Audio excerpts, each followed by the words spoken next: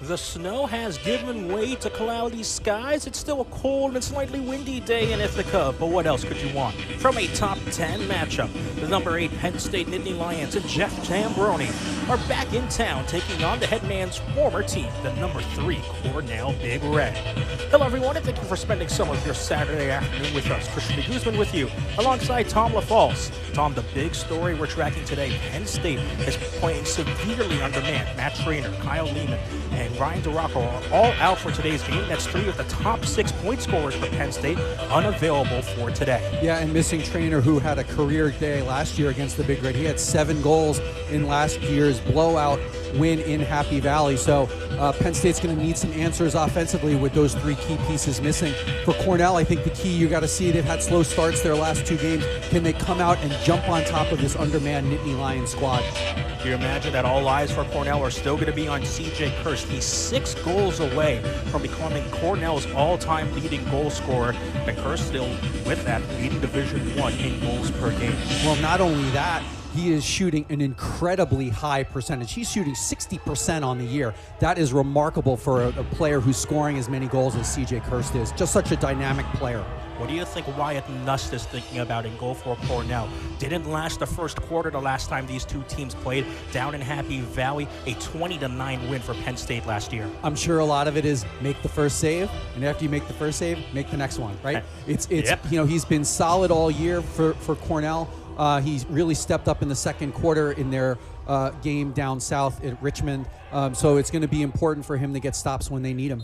Kobe Baldwin and Jack Cascadden in a great face-off matchup between 2 of the best in Division I. Walker Wallace trying to fight Baldwin on the sideline, and it is the long pole of Wallace who will pick up the first face-off for Cornell. Cornell barely escaping last week against Richmond, down 6-1 in the first quarter against the number 14 at the time Spiders.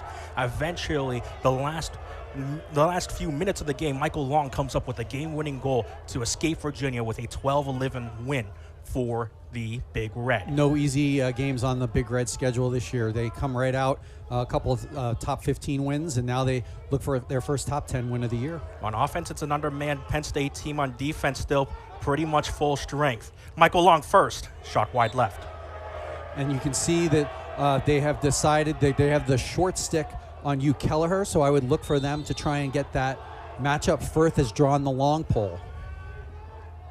Ryan Goldstein at X, gets around GLE and forced away. Now that's one factor in last year's game. Goldstein was not a factor in this game, and obviously he's become a big part of this Cornell offense. What you say, the short stick on Hugh Kelleher, that's the first goal of the game. They attack that first short stick matchup right away, and what an interesting decision to put a short stick on a Tewaaraton Award watch list player in Hugh Kelleher. Well, especially someone who dodges so much downhill. This is actually a pretty atypical dodge, just comes down the alley with his left hand and beats the Freysian up high. So, you know, a good start for the Big Red offense of getting the ball moving around a little bit, creating some movement, and then being able to score. Another wrinkle that we just saw there in that first possession, Andrew Dalton is on the first midfield line for Cornell. It had been Ryan Sheehan for the first couple of games. Now they make the switch to number 42 in white. And we've had a conversation with Coach Busick this week about, you know, looking for some guys in the midfield, you know, with, a couple guys being injured. That we saw major time from last year. You know, there's some opportunity there for guys to play and get into the rotation. Cornell goal. Expect this battle at the dot to be tight all throughout the day. It's another long pole pickup. This time Eddie Rahill is the one who scoops up the face-off for Cornell. Baldwin last year against Mark Silos and Angelo Petrakis, just above 50%. This year, he's at 63.8%. It's been excellent. Cornell needs to get this clear over quickly, and it's an offside call against Cornell. So now we'll get to see what this Penn State attack looks like without Trainer, without Lehman, without DeRocco. You have a first-time start from Liam Matthews. You have Will Peden back in the starting lineup, even though he hasn't started this year. And Luke Wallstrom, the lone, quote-unquote, surviving attacker from the depleted squad, is on the starting attack for Penn State. Here's Ethan Long. Up top to Peden. The star freshman Hunter Aquino, number 23 in blue, 7 points last week against Yale. Tall and long Aquino is. Wallstrom passes off to Aquino. Penn State's taking their time. Wallstrom behind the back over the bar. Good ball movement, cutting to the ball inside, finding that open space as Cornell's defense was rotating. Short stick on Ethan Long. That's Michael Bozzi covering him. Same, a short stick on Aquino.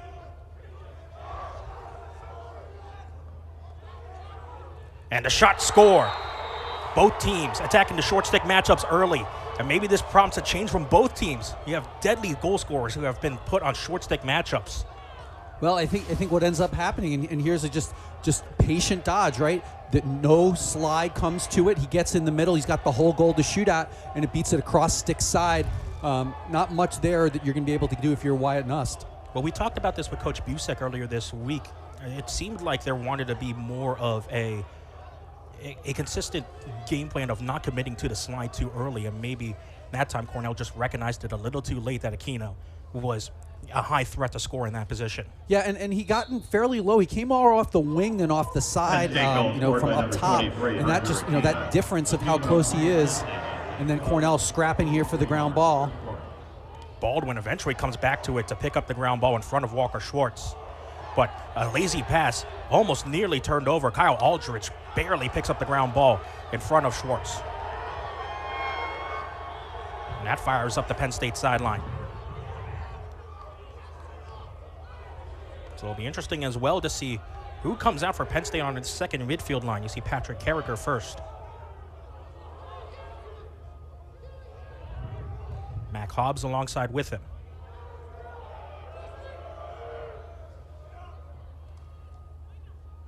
Chris Henning battle through the sea of white. His ball is still in. Now it's in the crease of Wyatt Nust. So that time, there's a time where the slide comes in at just the right time for Cornell to force the turnover. Yeah, and it seemed like almost two guys came to him. It got in that danger zone, inside, and a good job by Nust of staying square, because I think actually there was a garbage goal opportunity there that I think hit him in the shoulder. C.J. Kirst. C.J. Kirst. That one just wide left. He loves that, come right back to that left hand when he gets close to goal line extended. Lowers the stick head to see if he can get the goalie to go low and then to shoot it up high. It's so difficult with Kirst also because he's so adept at shooting with both hands. A natural lefty, but deadly with the right as well.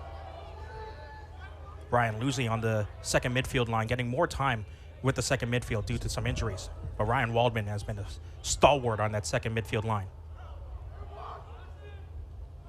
The pass from Goldstein to Kirst. Yep, it is tipped. That's touched by Alex Ross, the junior defenseman from Maryland. Still 22 on the shot clock. Kirst will initiate from well far up top. Slide comes. Waldman a little trouble picking up the ground ball. We're going the other way for Penn State. Nittany Lions want to run in transition. John King. And Eden puts on the brakes on the Nittany Lions fast break.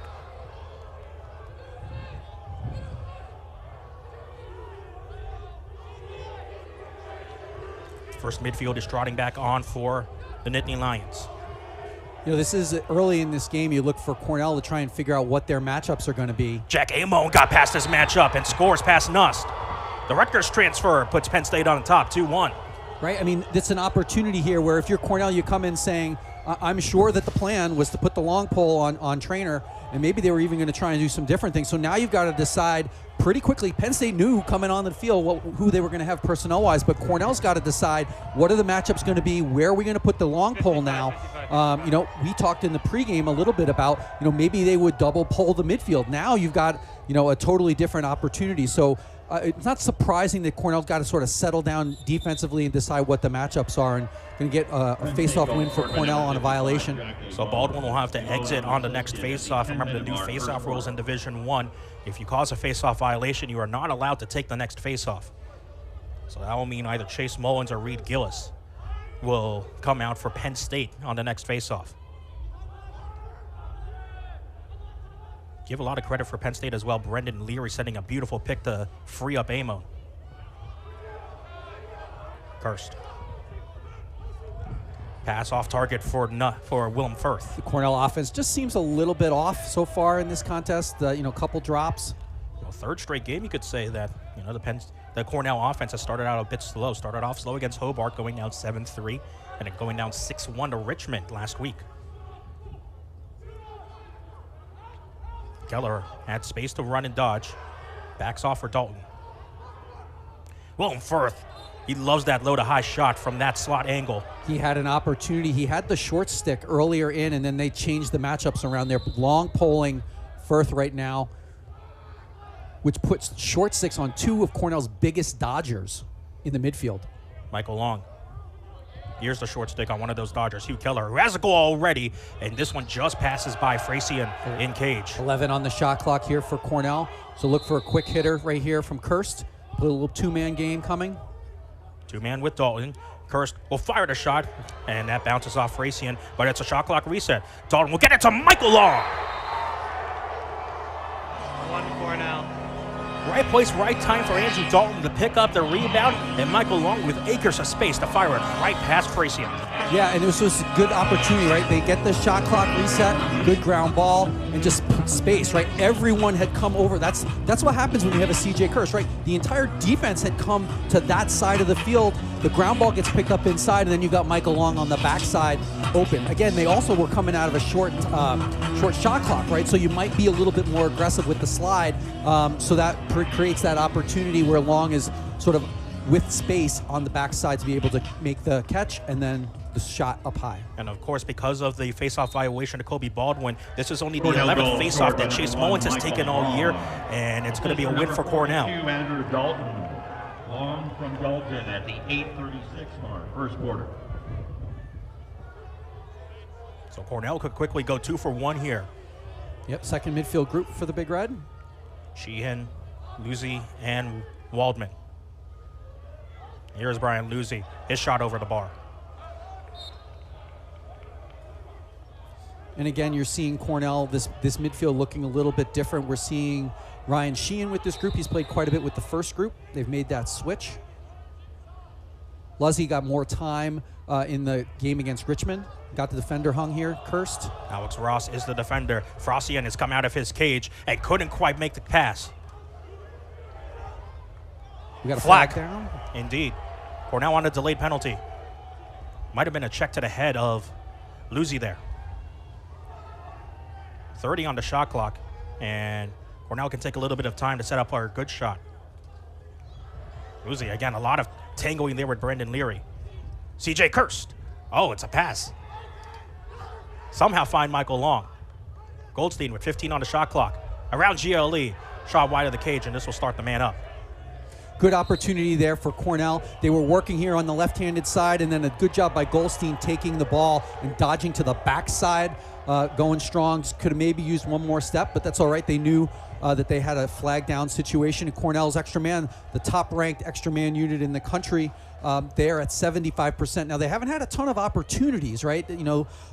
But they clearly, Willem First has been the guy in the extra man where they've been able to find him for some dunk goals on the backside. And we'll see what Cornell comes out in here initially. Looks like a 1-4-1 where they're going to have Firth behind the cage. And ball will start with Kirstoff here on the wing. The man up will be for 1 minute. You mentioned Willem Firth, number 51 in white, has 4 of the 6 man-up goals for Cornell this season. And so much of that Cornell offense, you're seeing great ball movement. Extra man, that's what it's all about, right? You're trying to just create space and movement, and they've been able to create those shots for him down low usually. So again, it's a 1 minute man up for Cornell. Danny Cadigan and Rory Graham are on as the man up specialists for the Big Red.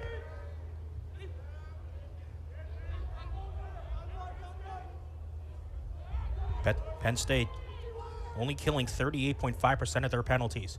Goldstein just missed wide left. And they got a reset on that. Frasian made the save. Looked like it went off his shoulder. Coach Busek said they've got to not let the All-American and Frasian get comfortable early. And they were looking for Firth for that dunk goal, like you said.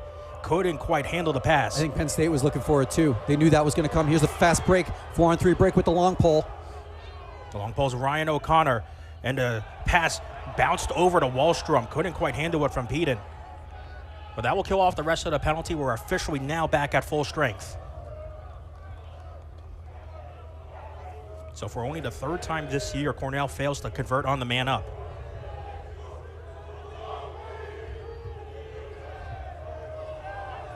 And maybe a way for Penn State to gain some momentum.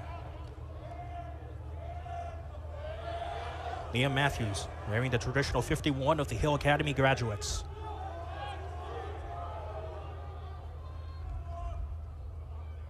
Not a bad player to emulate, Jeff Teat. Jack Amon has a goal, wanted in the second one, but went over the cage. Wallstrom was first there on the backup. 26 to shoot for the Nittany Lions. 3 versus 8 matchup. Still feels like both of these teams are still feeling each other out a little bit. Just about to say that. Definitely a tentative period for both of these teams. What about Michael Bazzi nearly whipping the ball out of Wallstrom, but he's got the defender hung up. Matthews free. It's a low stop for Nust. Saw that the whole way. We talk about this all the time. Wyatt Nust's specialty in goal is saving those low shots. That's what he saw there.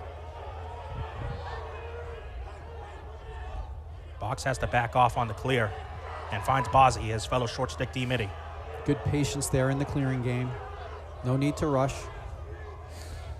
First midfield unit coming back in here for Cornell. We're approaching 3 minutes and 30 seconds without a goal between these two teams after 4 goals through the first 7 minutes of the game. How long into the quarter until we can't take the media?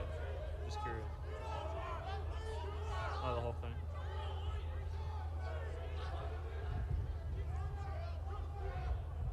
Kelleher's got the pull. The slide goes to him. What a way to feed off the check. So strong. Yeah. Kirst. Straight up. The righty shot from Kirst got tipped on the way in. It's a race to the backup. And Cornell will get there just in time. 21 to shoot. It seemed like there were about 5 guys running Yes. for that end line there on the run out. Good job by Firth getting down there. He's got the short stick now in John King. 13 to shoot. It's Andrew Dalton against the short stick now. Under 10, Ryan Goldstein. 5 seconds. It's got to be Hugh Kelleher. They And he's going to dump it away. Not a bad decision there, right? He was kind of down low, not much of an angle. Just couldn't get his feet set.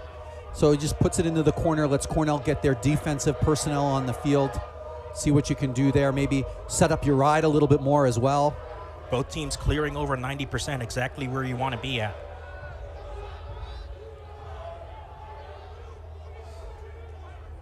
And an easy clear for Penn State. And we're now slowly approaching 5 minutes without a goal.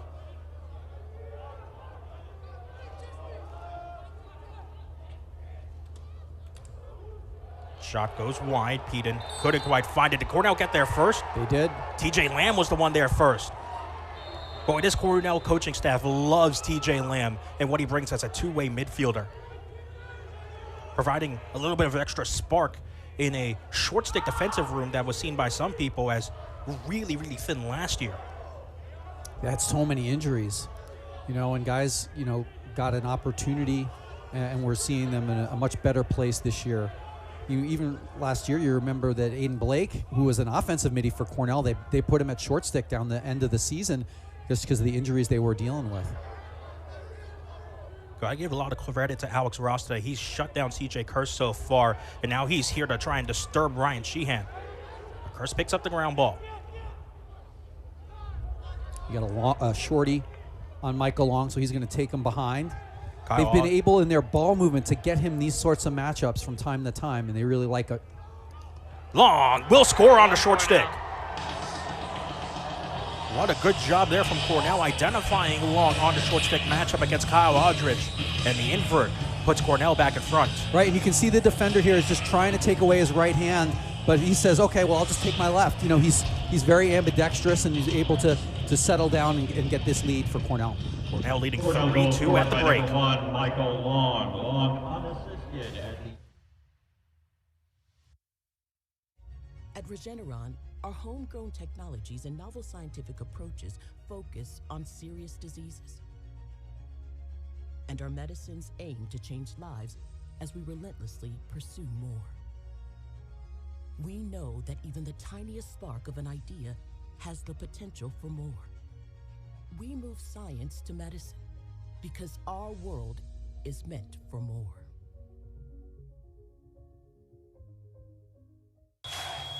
This one for the Ivy Tournament Championship. Fourth some contact, count it! Rose for three. In there! 1-point game, big time three.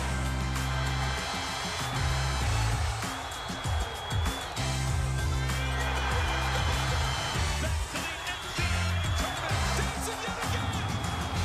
Ivy Madness champions. Great seats at a great price. Get them safer, simpler, and smarter with Ticket Smarter. A proud partner to the biggest names in live sports and events, including ESPN events and iHeartRadio. Ticket Smarter has seats for over 125,000 live events and 48 million tickets for sale. All backed with the Ticket Smarter 100% ticket guarantee. Thinking about your next great live event? Think smarter. Think Ticket Smarter. Get your tickets your way, guaranteed at Ticketsmarter.com.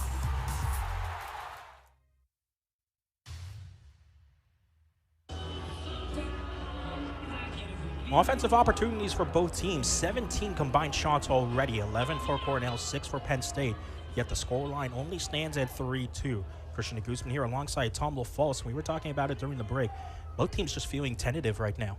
Yeah, I mean, Penn State offensively has a little bit of a excuse for that with just some different personnel. At the other end, I think for Cornell, it seems like they're just trying to feel up the matchups at this point to decide how they want to attack this Penn State defense, which has been solid on the year. You know, they're only giving up 8.2 goals a year. They're 14th best in the country against high-level competition. Yeah, you talk about the high-level competition that Penn State has faced. They've already faced 2 Ivy League opponents. Just to say, they're almost becoming an Ivy League exactly. associate member. The last couple of years, they've had this 3 games in a row stretch against Ivy League teams. Overtime loss to Princeton, and then an impressive 15-9 win over a struggling Yale team. Yeah, that Yale team is one of the surprises, with several guys back who were out last year coming back. I think a lot of people had big expectations for the Bulldogs. Oh, off pipe. Long just missed it. And Matthews on the rebound, couldn't quite push Goes it around past. the world, tries to put that in. Misses the cage. They got a full shot clock essentially at this point. Reset to 60 when a shot's on goal. Aquino. They'll take advantage of this matchup here. They had the long pole on him, Walker Schwartz. They get the switch. This is how Aquino scored the first goal of the game for Penn State off the short stick matchup. This time it's Michael Bazzi, and this one also hit the bar. He's not afraid to go to the cage, Aquino. We get the injuries on the Penn State sideline. Aquino now in this game is the leading point scorer for Penn State, coming into this game with 9 goals and 9 assists. Impressive freshman.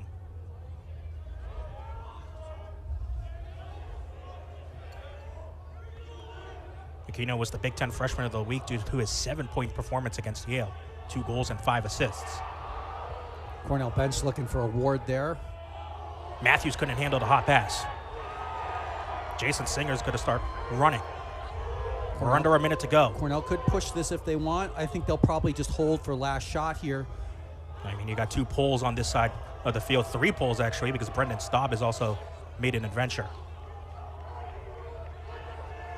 You imagine Brendan Staub wants to stay on. You know him.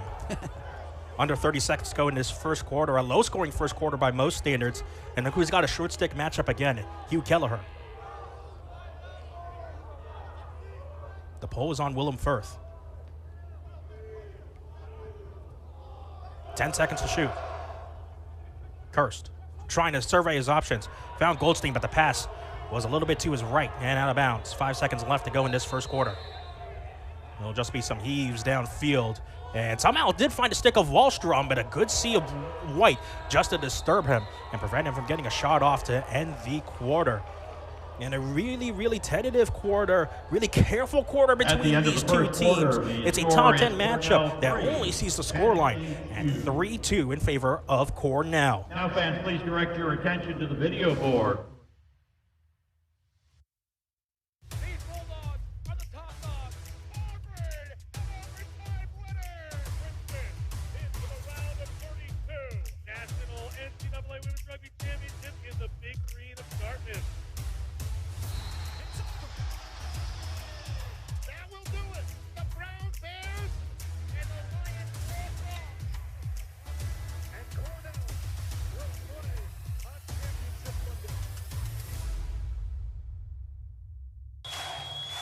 last one for the Ivy Tournament Championship. Through some contact, count it! Rose for three. In there! 1 point game, big time three.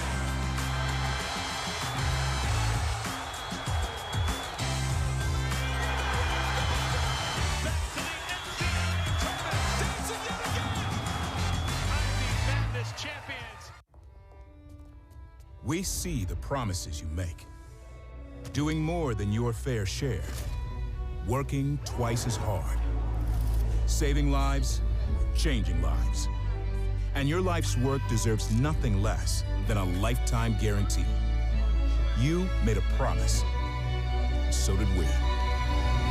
TIAA's promise of a guaranteed retirement paycheck for life is a promise that pays off.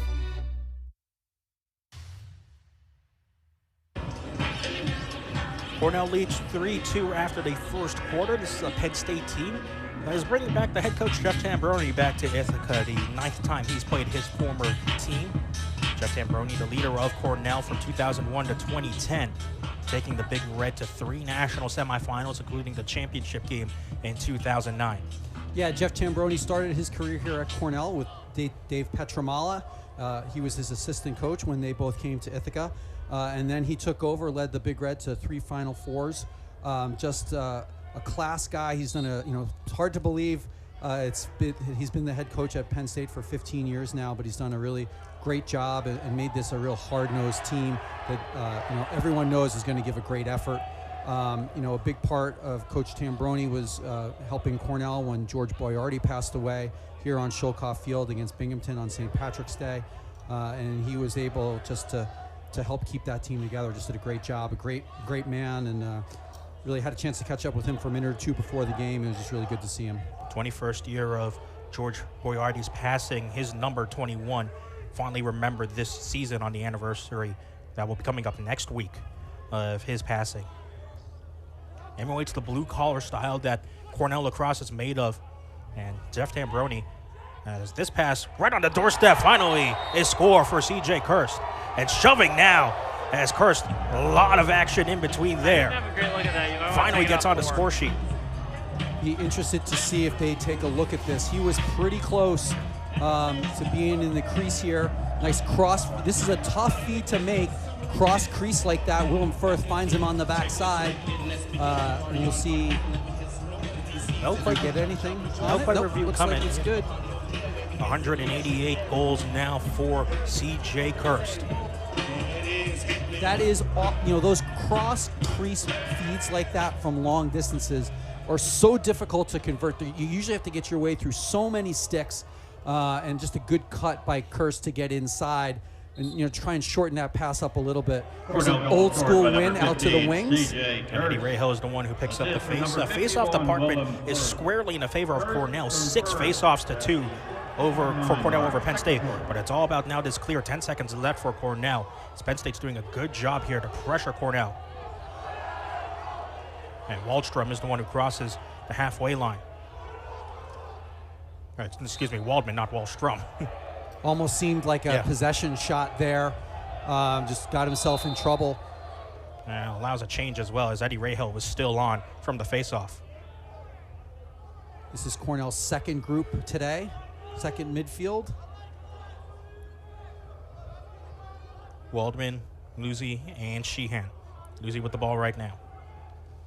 Other than that first goal, number 6 on Penn State, Alex Ross has done a great job of shutting down C.J. Kirst so far. Sheehan over the bar. Little jump shot on the alley dodge. Still plenty of time on the shot clock, 27. As Long will initiate from this near corner. 2-man game. Nearly had the defender hung up. And Long will have to back off. Under 20 on the shot clock now. Lucy. Sheehan's got some open space. What a great save from Frasian. And he did a nice job of not giving up the rebound there. It kind of seemed like it got in on his body and just sort of tied him up for a second, but he did a nice job of keeping his stick soft so that the ball didn't come pop out. big rebound. Cornell lets the clear here with a long pole. That's Will Costin, the close defender, who goes across the halfway line. Got to be careful. He had 2 goals for Penn State in last year's game with the long pole. A little bit of a different feel here so far compared to last year's game, where Penn State really opened it up in the second quarter. Blew out Cornell 20-9 in Happy Valley. Especially with the offensive weapons now missing for Penn State. Much different feeling game right now. Aquino, you know he wants one. Looks like it got deflected on the way in. Yeah, Aquino really sort of taking the bull by the horns here today. He's really been, seems like almost the only Dodger who's been aggressively going to the cage for Penn State. And you don't see that too much in college lacrosse nowadays when there's so much talent as you rise through the ranks. But a freshman for Penn State really leading the charge for the offense today. Anthony Bartolotto with the clear for Cornell. Another one of those two-way middies that the Cornell coaching staff loves. It'll be interesting to see if they keep him in here a little bit. It looks like the first midfield's coming out, so probably not. Bartolotto got a bit of a run on the second midfield line, especially in the Denver game when Alex Holmes went down with the injury during that game. Bartolotto's still staying on. Well, they may be trying to take advantage of that matchup if they can. Yeah, because they've got the offensive midi, Ethan Long, stuck out on defense. Keller is slipping to get that ball. 22 on the shot clock. Here's the battle. Ross and Kirst. Kirst shot wide left. 17 on the shot clock. Bartolotto is still keeping Long on the field. Willem Firth, another Hill Academy graduate, wearing the 51. Great screen. Willem Firth. Did Frostian get a touch on that? Pipe, hit the pipe, and that's a reset, though. Still a shot, so Cornell will maintain possession here. Willem Firth Full shot clock. almost beating the All-American in Frostian, who had 14 saves and only allowed 8 goals. Last time these two teams played in Happy Valley last year. Keller, shot wide left, and Ross is there first. Yeah, Ross with the run out. He's done a really nice job on C.J. Kirst so far in this contest. Kirst just hasn't felt like he's been able to get to those sort of his favorite spots on the field.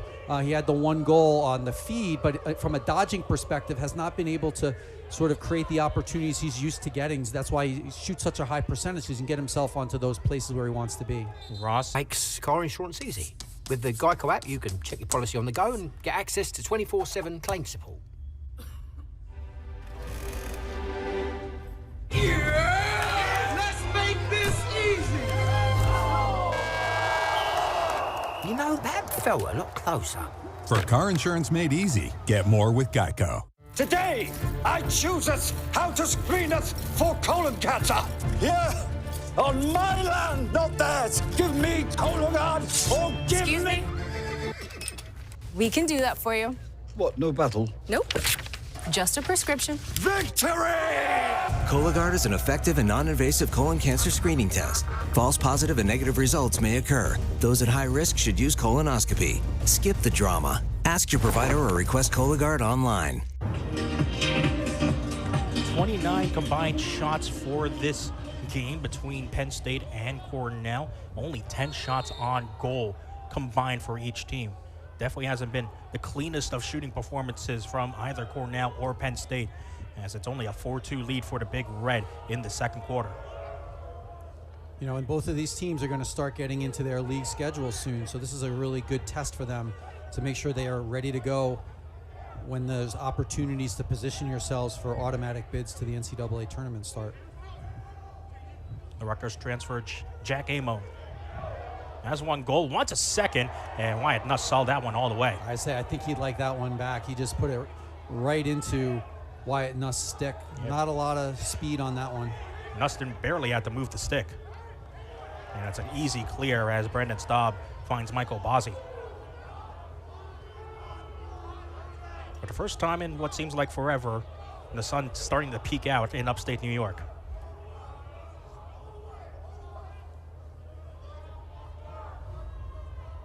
And now C.J. Kirst taking his time against Alex Ross. Again, I mentioned second team All Big Ten last year. All-American honorable mention by multiple outlets. Alex Ross has done a great job against who many perceive to be one of the Tewaaraton Award favorites.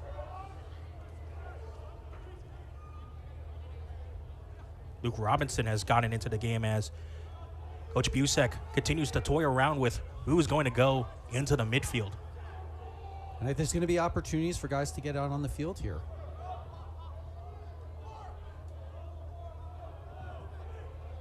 Nothing on Cage yet. Oh, and Long's got the short stick. He did a nice job working to get open. Tried to shut him off. They must have had a switch. So now it's very short time, though. Under 10 seconds long. Will dunk it off for Goldstein. Just a really nice job. That's now a 4-goal run for Cornell to be able to go with short time. Just Long is able. You see the slide comes. You get actually two guys moving, and then the cut to the back pipe by Goldstein to be able to convert, extend this to a 5-2 Cornell lead. Offensively, that's the thing, when you have Goldstein behind the cage, you end up seeing Long a little bit more either in front of the crease. Sometimes he'll come on out to the wing, and sometimes he is able to, because he's not sort of more of the early offense carriers, guys are switching off of him, and he's able to, when he gets that short stick, they make sure they get him the ball, and then he inverts where he's most comfortable.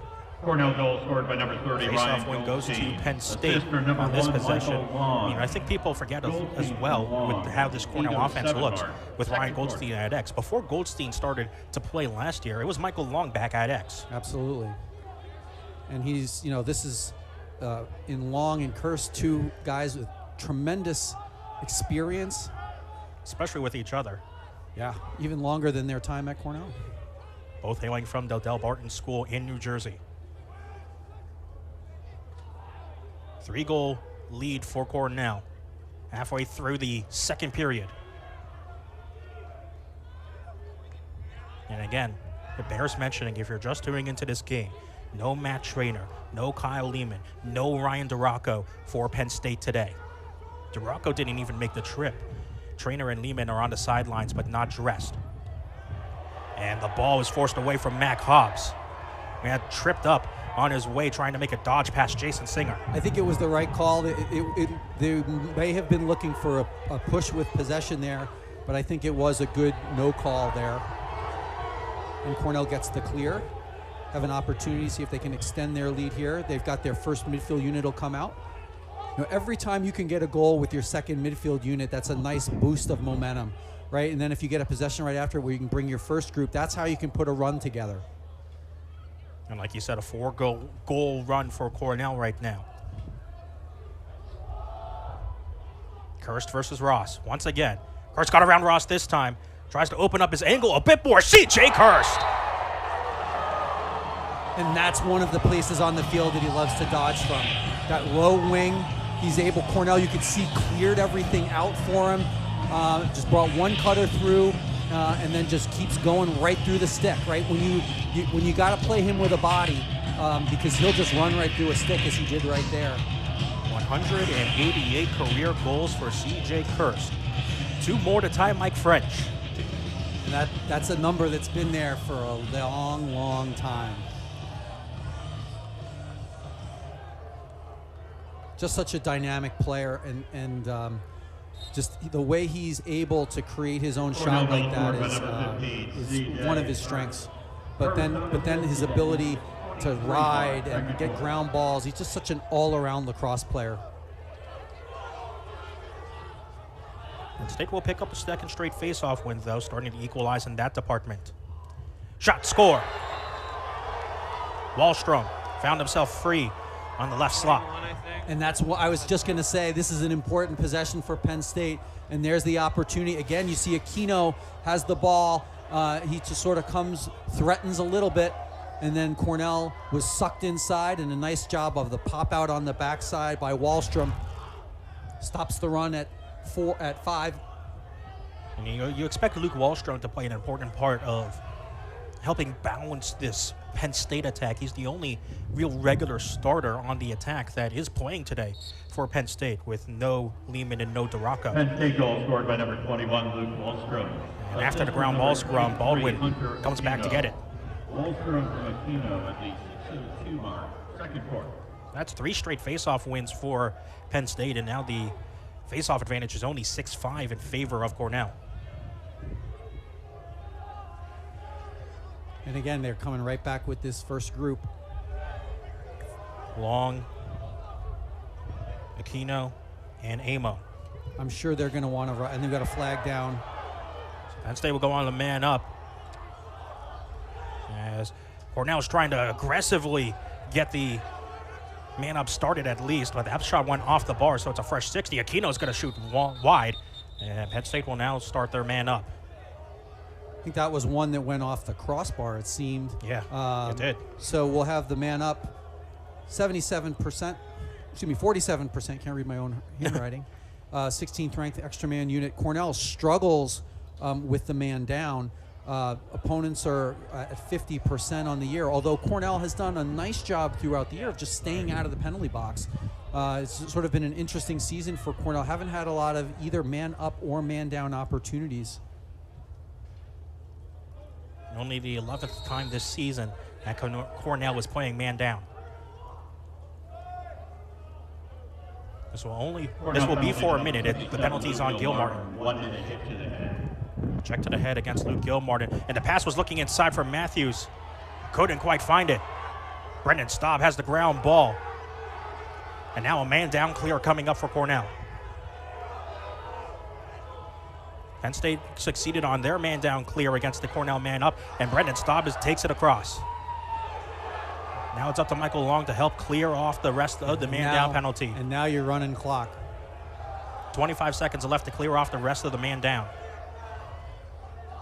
Now under 20. And C.J. Kirsten will just hold the ball near midfield with the clear successful. 10 seconds left on the man up, or for Penn State. Firth has the short stick, can decide to jog for an invert if he wants it, with the penalty now released, full strength. And Coach Busek's going to call a timeout as well to reset things as well. Cornell has called a timeout. 6-3 the lead for Cornell here, with 4 minutes and change left in the second quarter. And this is a good opportunity for Cornell. They do a nice job of collapsing on the ball inside. Really didn't give up very much of a good look there. Confident in the clear, Staub just runs it up the side, and Long does a nice job getting out into the alleys. And, you can see Cornell's upcoming schedule. It doesn't get any easier than what it has been. You're moving right in against Princeton next Saturday, a Yale team that we mentioned earlier in this broadcast. That has a lot of talent. I'm sure the record's not going to matter in terms of, when the Elis come here to Ithaca, when Cornell goes to New Haven. And then Penn, who's probably the top defensive unit in the Ivies, both Princeton and Penn. You could argue in the nation. Yeah, absolutely. And Princeton and Penn both had the opportunity last weekend to play Carolina and Duke, and then they switched opponents. And Princeton comes out of there with 2 impressive wins. They have the win against this Penn State team in Happy Valley. So this is going to be a big stretch for Cornell to be able to make their resume as strong as possible for where they want to be come May. Should the rankings hold, and you expect Princeton to most likely take the win in the New Jersey rivalry tonight against Rutgers, this will be 3 versus 4 next week here at Sholkoff Field. It's been a while since we've seen that high stakes of a Ivy League matchup with 2 such highly ranked teams. And again, assuming the results hold, that's what you get here next week in Ithaca. Well, and it's a little bit different than the long-term history. Typically the Cornell-Princeton game was the last Ivy League game of the season, and it's only in the last few years that it's moved, and it's now the opener. So a different feel to that. You're going to get a test right away. Remember the game last year between Cornell and Princeton, a pair of 10-goal runs for each team to swing the game wildly, and then it was Matt Dooley who came up with the hero. Hugh Kelleher, we saw that swim jaw last week against Richmond to tie the game against the Spiders, and almost found their goal this time from a really, really narrow angle. Yeah, only 10 on the shot clock here. Cornell's got to go quickly. It'll be Kirst against Ross once again. C.J. Kirst once again spinning away. 2 seconds, 1.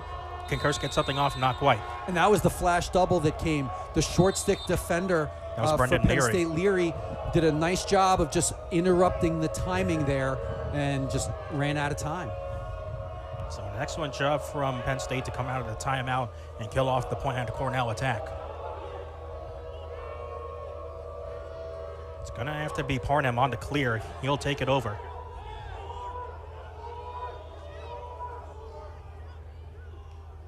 Parnham wants it. Gets the slide coming, and the flag's going to get called on Kelleher. That is textbook push from behind. And what a job there from Kevin Parnham to draw the flag against Kelleher. Yeah, I mean, that was right in the back. The Cornell coaches didn't like it at all. They were out on the field trying to see what's going on. Looks like we've got a timeout here. Most likely from Jeff Trambroni as he tries to draw up something man up with 3:05 left to go. What have you seen so far from this Penn State offense that is so undermanned right now with 3 of its top players not available? I mean, it looks like they just don't have that sort of alpha dodger out there, right? You're seeing Aquino has taken several opportunities to go to the goal for the Nittany Lions, and then you're seeing Amon go a couple times, but that his last opportunity just sort of not a real high velocity shot that Wyatt Nuss just gobbled right up. So here you go. They've been doing a nice job in this quarter of getting possessions off their face-off game, and now you had one opportunity, extra man. Now your second opportunity, and you need to cash these types of things in. But again, to your personnel, right? You're gonna have different personnel in man up too, right? And I actually think it's almost harder with man up. When you're playing just your regular offense, everybody sort of knows the regular offense, but to have multiple guys that you got to cycle into your extra man unit, that's a little bit more challenging. The man-up specialist will be Mac Hobbs for Penn State. It's a 30-second technical on Kelleher for the push in the back.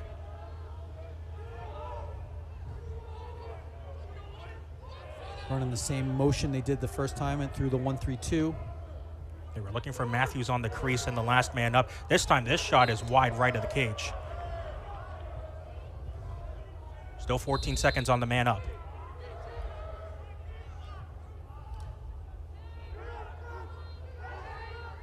Keno has some space. 5 seconds left on this man up. 2, 1. Shot, score! Hobbs, the man up specialist. Yeah, and Cornell stayed pretty packed there. They really didn't sort of extend much at all there. I actually thought Aquino, where he had gotten to on the field, would maybe try and take it, and then unfortunately Staub was in the passing lane but didn't get the ball, and then you're just able to have that opportunity with hands free to step in and shoot and get this to a 6-4 Cornell lead. And it all starts with the clear from Kevin Parnham and then drawing the foul to close defender. And a face-off against Cascadon. A violation against Cascadon, so he'll have to sit. This is for number 23, Hunter Aquino. Baldwin wants to dodge himself. Already 2 goals for Kobe Baldwin this season, but he'll go off the foot.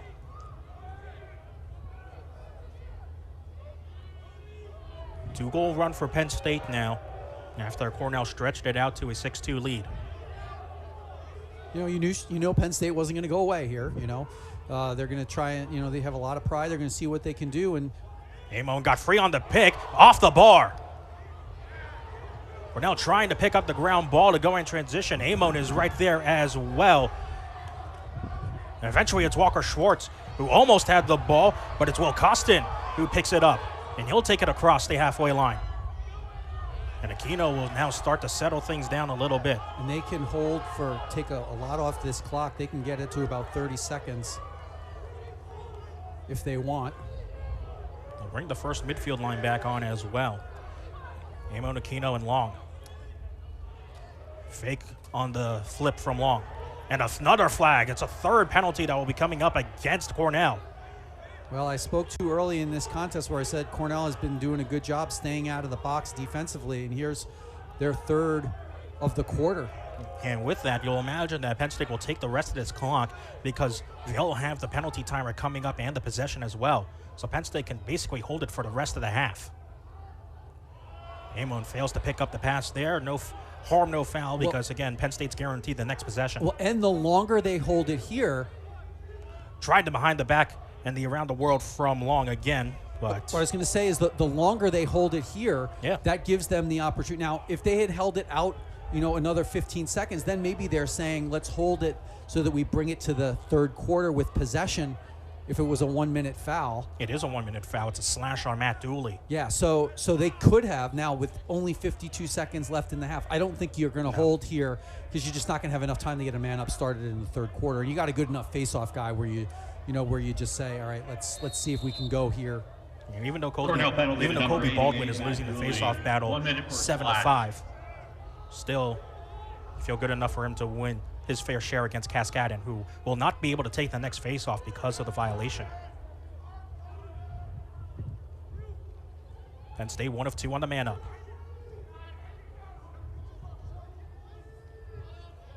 Aquino, that one went wide.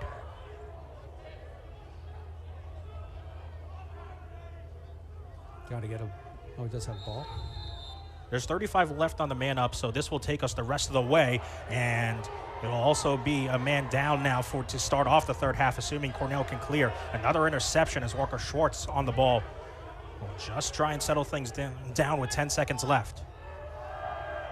Cornell is not in any hurry. They don't have to clear it before. It will be a 1 second differential. 1 second yeah, exactly.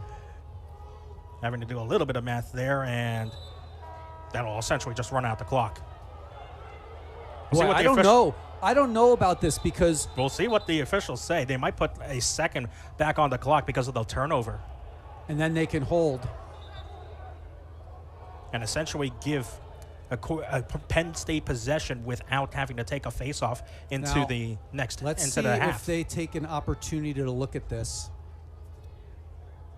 Yeah, relatively new to Division I.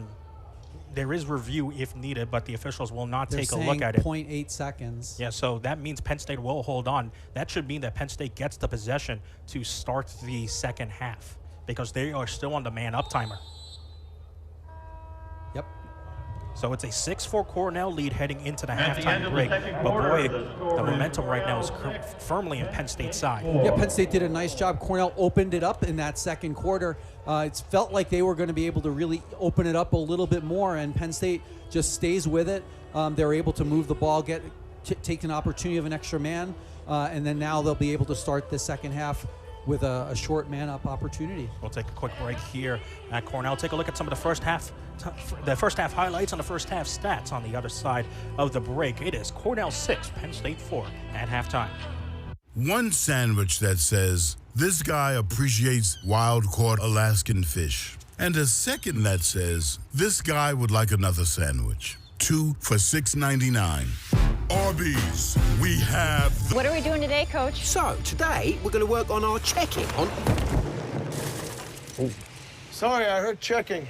A bit of a misunderstanding. I meant checking on how we can help save our customers money on their car insurance. And whether they need car, home, boat, or pet coverage. Precisely. Now, let's go again. Susan? Always wanted to do that. My turn. Switch and save. Get more with Geico. Best day of training so far. How's your elbow? It's killing me.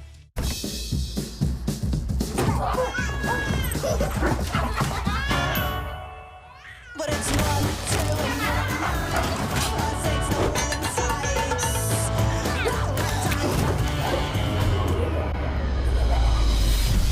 2, Whirlpool freestanding ranges come with all kinds of air cooking modes.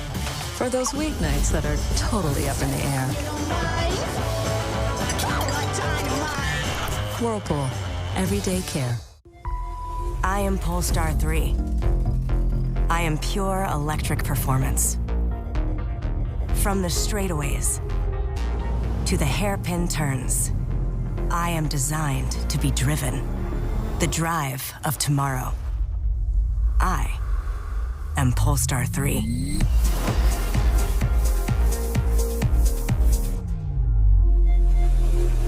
View offers at polestar.com.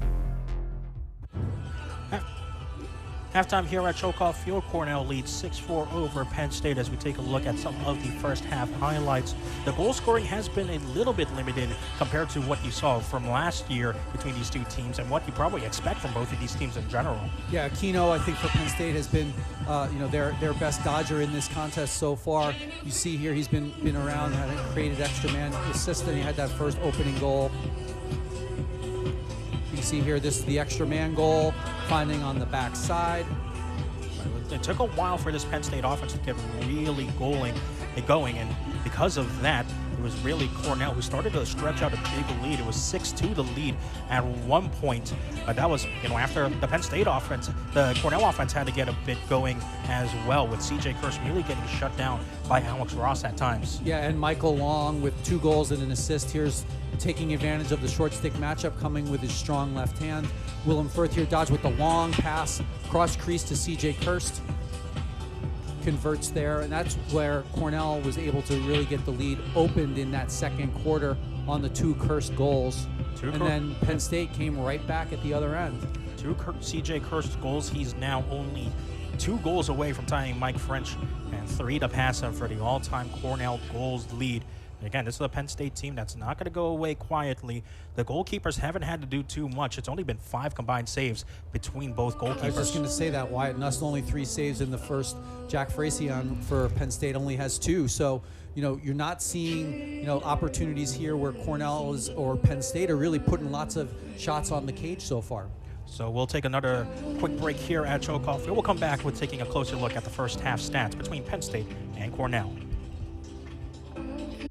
Okay, we're down by a lot, but he's got a plan. Geico makes car insurance easy. With the Geico app, you can check your policy on the go. 3. I am pure electric performance. From the straightaways to the hairpin turns, I am designed to be driven. The drive of tomorrow. I am Polestar 3.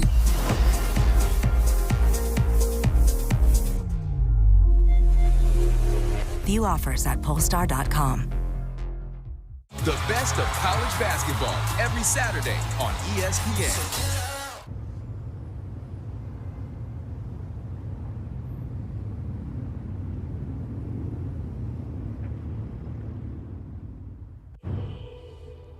Back at Chokoff Field, Cornell leads 6-4 over Penn State at halftime. Let's take a look at some of the first half stats between these two teams. The big discrepancy is in the shots department. Penn State has closed it up a little bit, but the accuracy just hasn't been there, as we'll take a look at some of the first half stats. Cornell is up 22-9 in shots, but the shots on goal are only 8-7. Yeah, and it was even there in that second quarter, 10 apiece, in terms of where they were at in goals. You're seeing the ground balls are very even. Turnovers, Cornell had 5 in the first quarter, so got a little better in that second quarter throughout the game. But I think for Cornell, you end up with a 6-4 lead at the half. But it's been an evenly played contest, I think. Neither goalie standing out, and the offenses just looked a little bit out of sync, I'd say. The defense have done a nice job in their base defense. They haven't been aggressively sliding. They've just played the individual matchups and done a nice job. Very even matchup so far. It's a reason why Cornell only has a 2-goal lead. We'll take one more quick break here. At halftime, we'll take a look at some of the out-of-town scoreboard scores. You can see 3 other teams in the Ivy League are currently in action. We'll update you on those scores when we come back here for the start of the second half between Cornell and Penn State. Okay, we're down by a lot, but he's got a plan. Geico makes car insurance easy. With the Geico app, you can check your policy on the electric performance. From the straightaways to the hairpin turns, I am designed to be driven.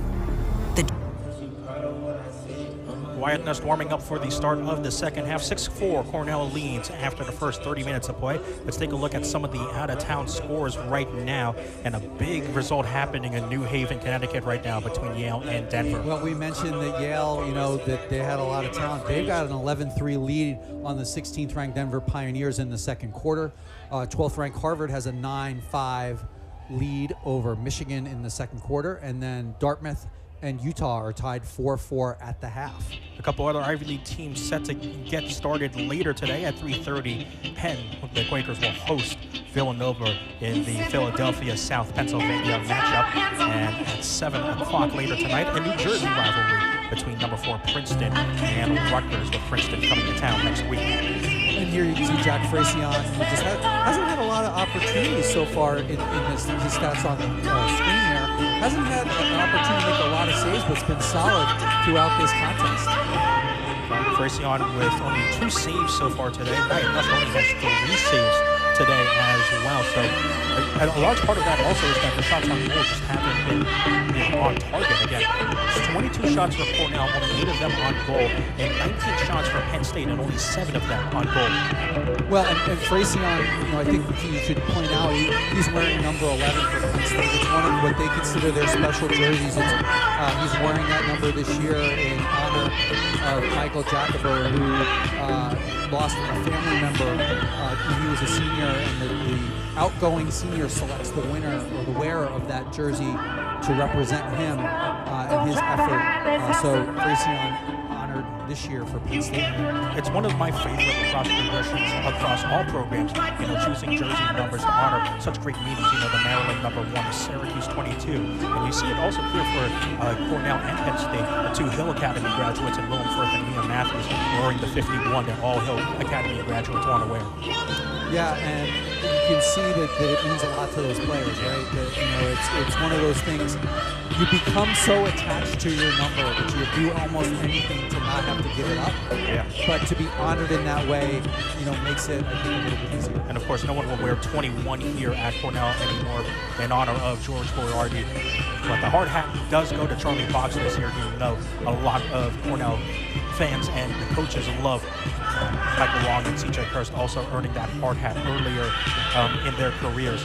Penn State still has a bit of time left on the man up. It's only going to be 8 seconds, but that means they do not have to start with the face-off for the start of this third quarter, but they taking still the have man to, up in. But they do have to clear the ball, so it essentially is going to eat up really all of that extra man opportunity. At the very least, it does give them the possession, so Penn State will start with the opening possession here in the third quarter, trying to gain a bit of momentum, cut this into a 1-goal deficit.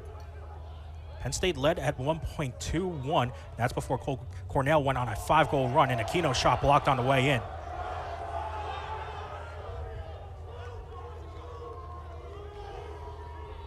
You thought it was cloudy before in Ithaca. A lot of blue sky now, as you can see, with the sun beating down at Cholkoff Field. Absolutely beautiful day for lacrosse here as we continue into the third quarter. Is that Michael Bozzi?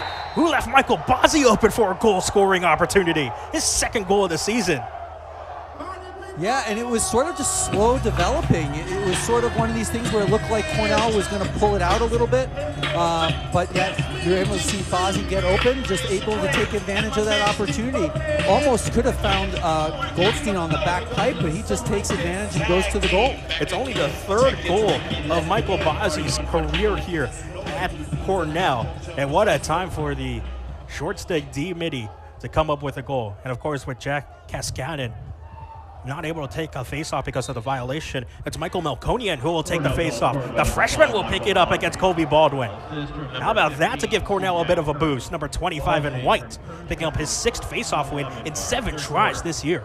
Yeah, that's big if you're Cornell. You get through, you get off that man-down situation, you get a goal, and now you get a possession, and you got Kaskaden able to take the next draw. Yeah, me and Howie talked about that a lot the last time we were on the broadcast here, how much this team loves Michael Melkonian as well, and what they think of him as he develops. Only a freshman from Rockville Center in New York, number 25 in white, winning a big face-off. The Long Island face-off team. Seems like Long Island produces some good lacrosse talent. Yeah, 1 or 2. How about Andrew Dalton? Just misses wide left, and did a flag fly? Yes, it did. Looks like it's going to be a foul on Parnham. And it's an interference call. We both saw it at the same time. So Cornell will be able to have their 2nd extra man opportunity. It's only a 30-second opportunity here. So it'll be one of what they'll consider one of their more quick hitter type plays. You usually got some plays in your playbook where you for your 60-second penalties and other ones that develop more quickly for your 30-second fouls, or that you would use if you go through your first play or first formation with a 60-second foul, you come back to it. If a shot out of the end line, you got 15 seconds, you want one of your quick hitters. Cornell looked for Willem Firth on the traditional dunk that they've been searching for pretty much the entire year. Couldn't quite do so on the last man up. Kirst has a bit of opportunity. He'll back off. Already halfway through the man up. And this shot is wide left. Looks like that was Danny Cadigan. Yep, Cadigan one of two man-up specialists on this Cornell team, him and Rory Graham. And the pass to Cadigan is off target. Matt Dooley's trying to fight for it. Liam Matthews beats him there first. And so that'll end the rest of the Cornell man up. Full strength, shot, score. Oh boy, Alex Ross in transition. He's done a great job of shutting down C.J. Kirst, and he gets rewarded with a goal, his first goal in his prolific career. Well, and Cornell, it looks like all the midfielders ran to the substitution box because you have Ross coming down the middle like that. There was actually a fifth Penn State player. They would have had a 5-on-3, but Ross just lets one fly, and that can just kill you. It gets like a momentum boost there for Penn State. So if you're Cornell, you want to come right back. Another important face-off here between Baldwin. It looks like Melkonian's going to take another face-off.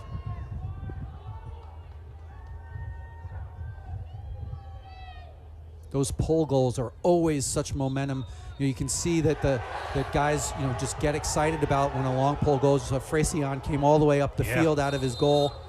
And important there, Baldwin jumping a little early. He can't take the next face off. So a little bit of the momentum stifled. You saw that a lot from Cornell last year. Them getting long pole goals from Brendan Staub. This time, it's a close D and Alex Ross, who might have jump-started Penn State, but now they've just got to kill off this Cornell possession first. Kelleher, head full of steam, missed wide left. Didn't have a ton of angle there. He got a little too low. It looked like Frosian had the net covered all the way. Yeah, exactly. That's the perfect view for us from our line of sight up here on Sholkoff Field in the press box. Long and Dalton behind cage. Michael Long will back off. Will Costin is the close D covering him. Michael Long. Firth. First gets a small screen. Now looking for his options. 30 to shoot for C.J. Kirst. 11:53 left to go in the game. Kirst falls down. Kelleher. Is the ball still in his stick somehow? No, it got soaked up. The ball is on the... Eventually picked up by Cornell. It's a fresh 80 on the shot clock because of the turnover and the chaos. The dive. Oh! That one, yeah, it looked like Fraysian just got it. I'm not sure it was off the bar, Fraysian, but boy, Kelleher denied at the doorstep. Boy, if you were searching for the over in this game, it doesn't look too good right now. And I was surprised there was a reset in there. I'm not sure the possession was ever really gained. Willem Firth, another, that was either blocked on the way in or stopped by Fraysian. Yeah, it seems like Fraysian's really seeing the ball well here now. And this is what Coach Busek was afraid of, letting Fraysian settle into the game.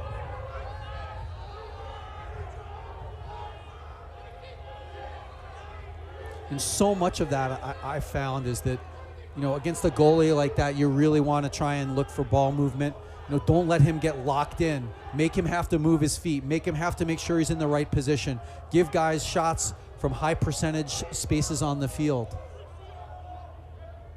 A goal and 2 assists for Hunter Aquino today, coming off a 7-point performance against Yale. Jack Amon has a goal. Same with Luke Wallstrom.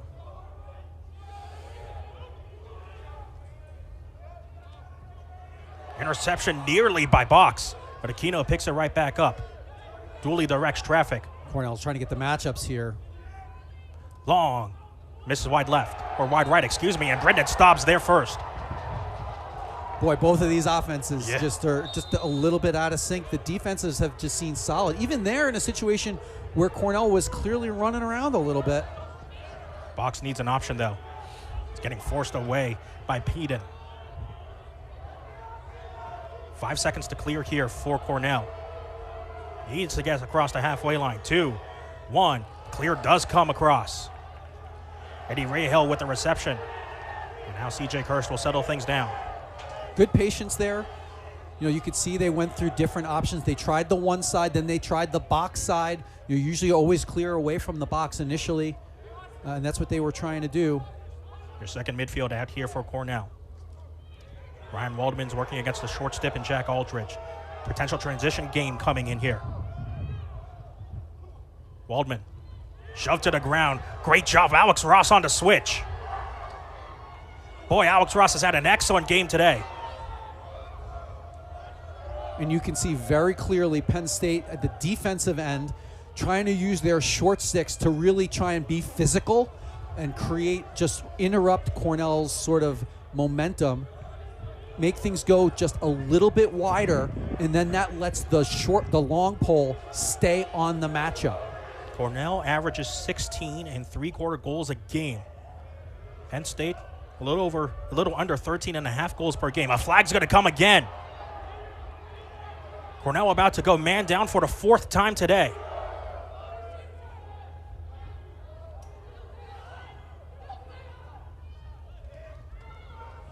Eden's forced away, 30 seconds on the shot clock.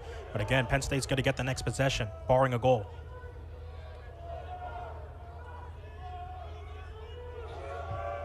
Carragher backs off. A rare run for this Penn State second midfield line.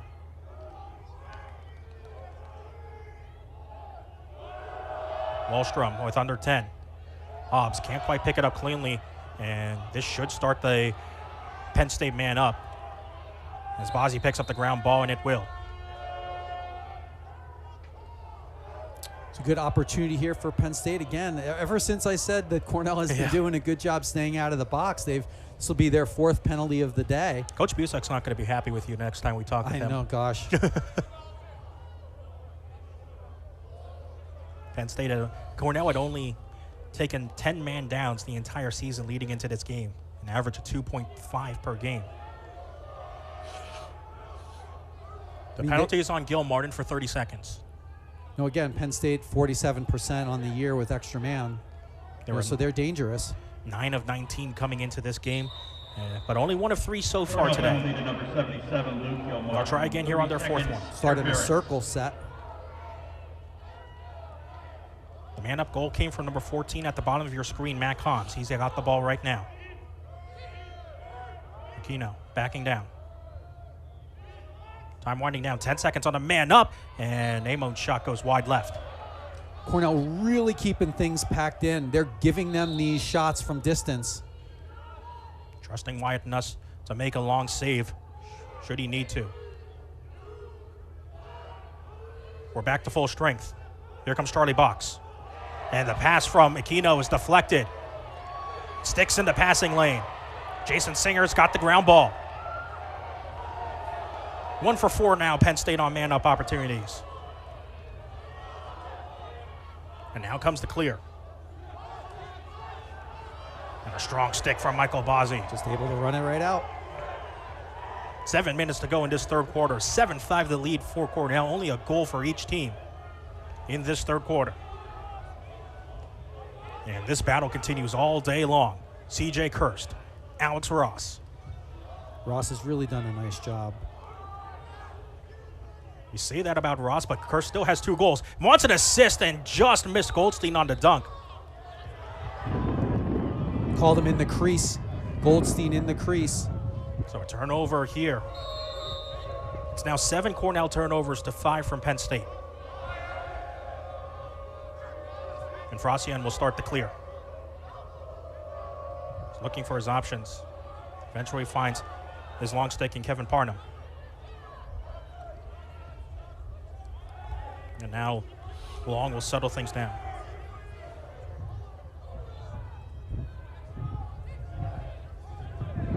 Last I checked, no relation between Ethan Long and Michael Long. Ethan Long for Penn State, hailing from Calvert Hall in Maryland. Amon, off of Nust. Only the 4th save that Wyatt Nust has had to make, but a great one there in his specialty, the low save for Wyatt Nust. And Anthony Bartolotto who's so good on the clear himself, will take it across the halfway line. Hugh Kelleher's got a short stick matchup once again. And then Cornell's going to go with their second unit. Kelleher was stuck on the defensive end there, so helps make sure they get the clear, but Kelleher making a change him out. Slow jog off the field for him. Brian Lucy. And Luke Robinson in with this midfield group now. Here is Robinson. Passes it off to Goldstein. Once again, it's Kirsten Ross. See how they do a nice job of working through those two-man plays, not switching. Long backs off. Here's Kirst once again. Will shift to his right this time. Kirst trying to back down. Met with resistance again from Ross. Time winding down on this shot clock. Robinson will have a go wide right. Goldstein with 9 to shoot. Look for him to. He's a little quieter today. Long's had some opportunities. We'll see if Goldstein maybe coming off the end line. Only 9 seconds on this shot clock. Looks like clock. the referee tells him to get his mouthpiece in. Goldstein against Parnham slips a little. 5 seconds. Goldstein trying to find something in the middle. The ball's bouncing around. This will be a shot clock violation against Cornell. That fires up the Penn State sideline. Again, neither of these offenses are really lighting it up today. Not what you would have expected at all from both of these teams. Again, Cornell 16.75 goals per game. Penn State 13.4 goals per game.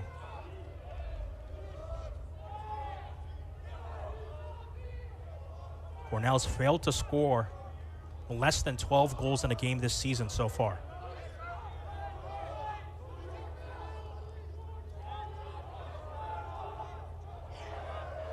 But I guess in the end, all that matters if you get one more than your opponent. Long is forced away by Bozzi. 40 seconds on the shot clock. See, and there's a difference where Cornell switched through the two-man game. Now Bozzi's on the attacker, Wallstrom, who has a goal. Wants a second one. Another save from Nust off his legs.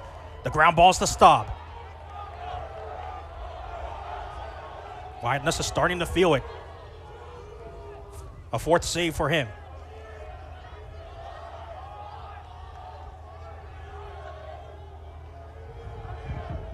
Schwartz is trying to play games in this transition game.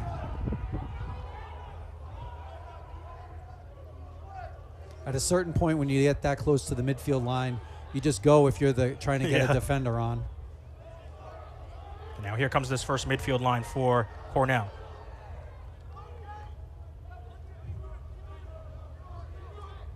They put the pole on Willem Firth. So Kelleher and Dalton will have the short sticks. Here is Dalton.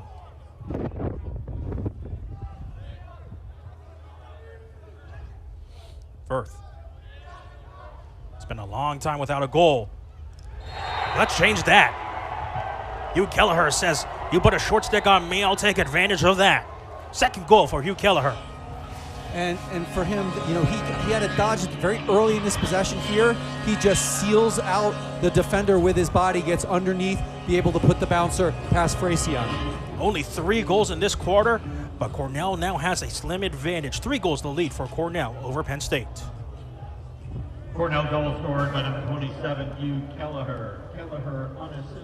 At Team Impact, we pair kids who have been sidelined by serious illness and disability with college teams from across the country.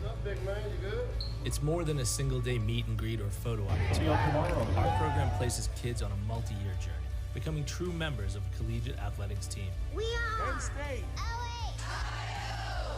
From signing day to game day. I can't describe it. It feels amazing. Team Impact. All in, all together. Great seats at a great price. Get them safer, simpler, and smarter with TicketSmarter. A proud partner to the biggest names in live sports and events, including ESPN events and iHeartRadio. TicketSmarter has seats for over 125,000 live events and 48 million tickets for sale. All backed with the TicketSmarter 100% ticket guarantee. Thinking about your next great live event? Think smarter. Think TicketSmarter. Get your tickets your way, guaranteed, at TicketSmarter.com.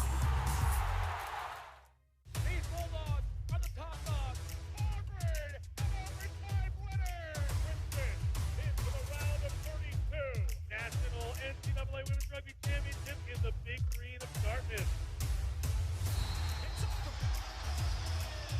That will do it. The Brown Bears and the Lions face off. And Cornell will play a championship Monday.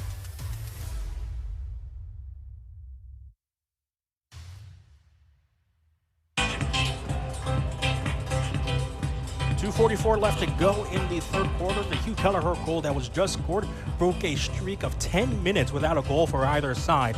It's an 8-5 Cornell lead. Yeah, and these, the defenses have been solid, and the goaltenders didn't have a lot of saves in that first half, but each of them have made several here in this third quarter. So Cornell, the opportunity here, they get that back up to a 3-goal lead. And we'll see another battle between the backup Fogos, Michael Melkonian for Cornell and Chase Mullins for Penn State. Ground ball somehow squirting into the Cornell offensive end. Still up for grabs, and it will be Penn State who picks up the ground ball. As Ryan O'Connor tries to fish it out of the corner and does so successfully. Clear goes over to Penn State.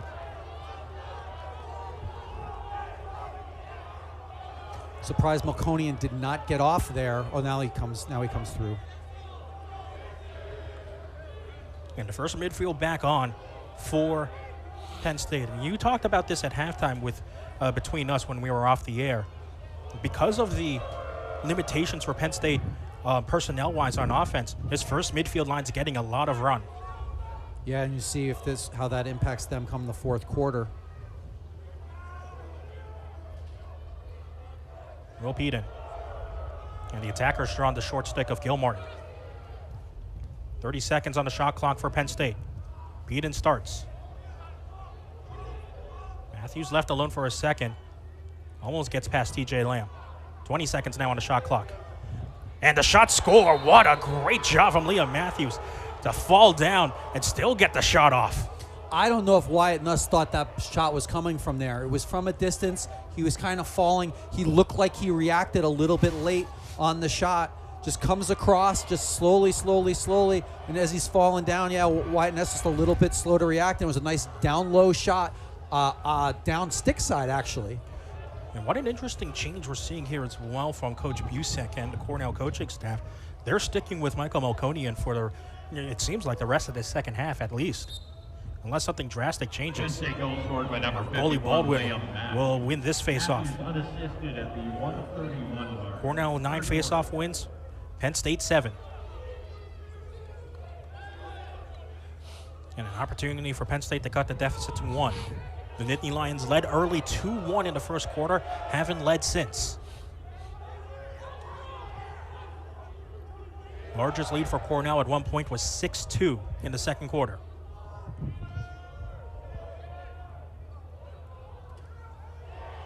Because of the relatively quick-hitting goal as well, Penn State's going to keep the first midfield line out as well. Along one of those first midfield line middies against Charlie Box. Really, the difference in this game was that second quarter run from Cornell. Matthews denied by Nust. Met him stick side high.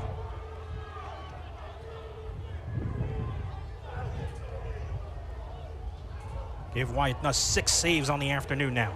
It's interesting. Usually you get Hugh Kelleher as the last midfielder to sub in. Here they brought him out first to help with the clear. It helps when you have his big rumbling body to get the clear over. Now part of that is because they love to have him dodge sort of downhill. Cursed. Wide left. They love to have him dodge downhill coming out of the substitution box. We haven't seen a lot of that today. So maybe they decide, all right, let's bring him out first, get him in the clearing game. Time winding down on the clock. Only 5 seconds left. Long's trying to find something. And that will do it for the third quarter. It's been tight the entire way. 3-2 in the first quarter, 3-2 in the second quarter, and here 2-2 in the third quarter. There's not much separating these two teams. No, there isn't, and you can see that the defenses have really come to play, and the goalies now have really stepped up the level of their play here in this third quarter. It's going to be an interesting 15 minutes here at Chokoff Field when we come back here on ESPN Plus. Only an 8-6 lead for the number 3 team in the country. Forgive me, Father, for I have sinned. Go on. I think I got away with something I shouldn't have. The temptation, it was too much. What did you do? Well, I got a brand new Hyundai Ioniq 5 for only Holy Santa Fe. Enjoy the new car. Yes, thank you, thank you. The Hyundai Getaway Sales Event. Deals so right, it almost feels wrong. Get 2.99% APR for 72 months on select Hyundai vehicles. Visit your local Hyundai dealer today. So we're down 34-0. Winning will be tough. That's why I brought in the ease specialist. Right. Geico makes car insurance easy. With the Geico app, you can check your policy on the go and get access to 24/7 claim support. Let's make this easy. You know, that felt a lot closer. For car insurance made easy, get more with Geico. Let's not waste any time. Fourth quarter getting underway here between Penn State and Cornell. The number 3 team, Cornell, leads 8-6 over the number 8 team, Penn State. And a near turnover off the faceoff win for Penn State, but Jack Frecion out of his cage to pick up the ball. Such a tightly contested game between these two teams. You need a blue-collar effort to get a win, and that's what both of these programs are built off of. Well, 22 ground balls, right? So it's been a real battle, several of them, and that's an example of it, right? You got to work all the way to make sure you get out of trouble in those ground ball situations.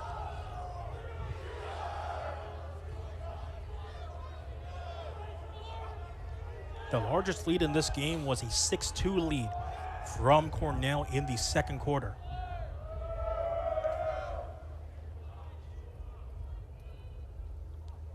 Ethan Long kind of awkwardly goes around the pick.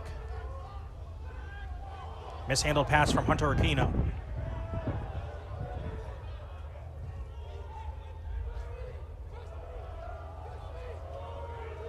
Time winding down in the shot clock, 10 seconds. Both teams have been very methodical in the shot clock. Matthews, wide left. Short time here, 6 seconds. Sure, they'll try and go quickly, but also not give up. Peden tries to wrap around, and it's an easy save for Nust. Bounces right into the stick of Gilmartin. Gilmartin has an easy outlet to Walker Schwartz. And Schwartz will back off. Thinks better of it, gets it to a shorty. Hasn't taken too many lessons from Brendan Staub on what to do in transition as a long stick. That might be a good thing. Now Cornell back with the offensive possession here. The largest run in this game was the 5-goal run that allowed Cornell to take a 6-2 lead. Here's that downhill dodge. Dunk from Andrew Dalton. That's a specialty from Andrew Dalton to dunk right on the crease. And Hugh Kelleher, with his head full of steam, picks up the assist. Well, he's not necessarily known as an assist guy, Hugh Kelleher, and he does a nice job there, uses the pick, and is able to just find Dalton and just, to your point, like it was a dunk. He just dunked it right in. 9-6 the lead now for Cornell as Andrew Dalton gets on the board. Kelleher, a 3-point day, 2 goals and assist. Curse, 2 goals and an assist. Long, 2 goals and an assist. Sound like a broken record. That's kind of what we're going to be saying for the rest of this game with how tightly contested it is. Right Kobe Baldwin wins against Jack Cascadden. Assist from number 27, Hugh Kelleher. They put Aquino on. Aquino got on quickly. Either that or he started. No, that was John King, excuse me. Yeah, it was 3-3 and not 2-3. Boy, it's because of the sun that's out here at Choctaw Field right now. Again, like I said, the rare instance we see having sun in Ithaca as cloud cover slowly starts to come. Mac Hobbs has a goal today on a man-up situation. Yeah, so this is a second midfield group coming. He'll take TJ Lamb on the invert. Singer switches onto him. Now Wallstrom has Lamb. A goal for Wallstrom. And Penn State wants a dunk of their own. They'll get a dunk of their own with Peden. If you can do it, I can do it. Yes. That's what it sort of was. It just finds him inside. Cornell's defense got rotating here. You ended up with a change in matchup. Wallstrom gets the short stick and takes advantage of it, looks inside. He's able to find Peden and converts it. All 7 goals for Penn State today scored by different men. And we'll do it again. Baldwin and Cascadon. Faceoffs are even at 9-9. And this time it's Melkonian taking the face-off for Cornell. He loses it to Baldwin.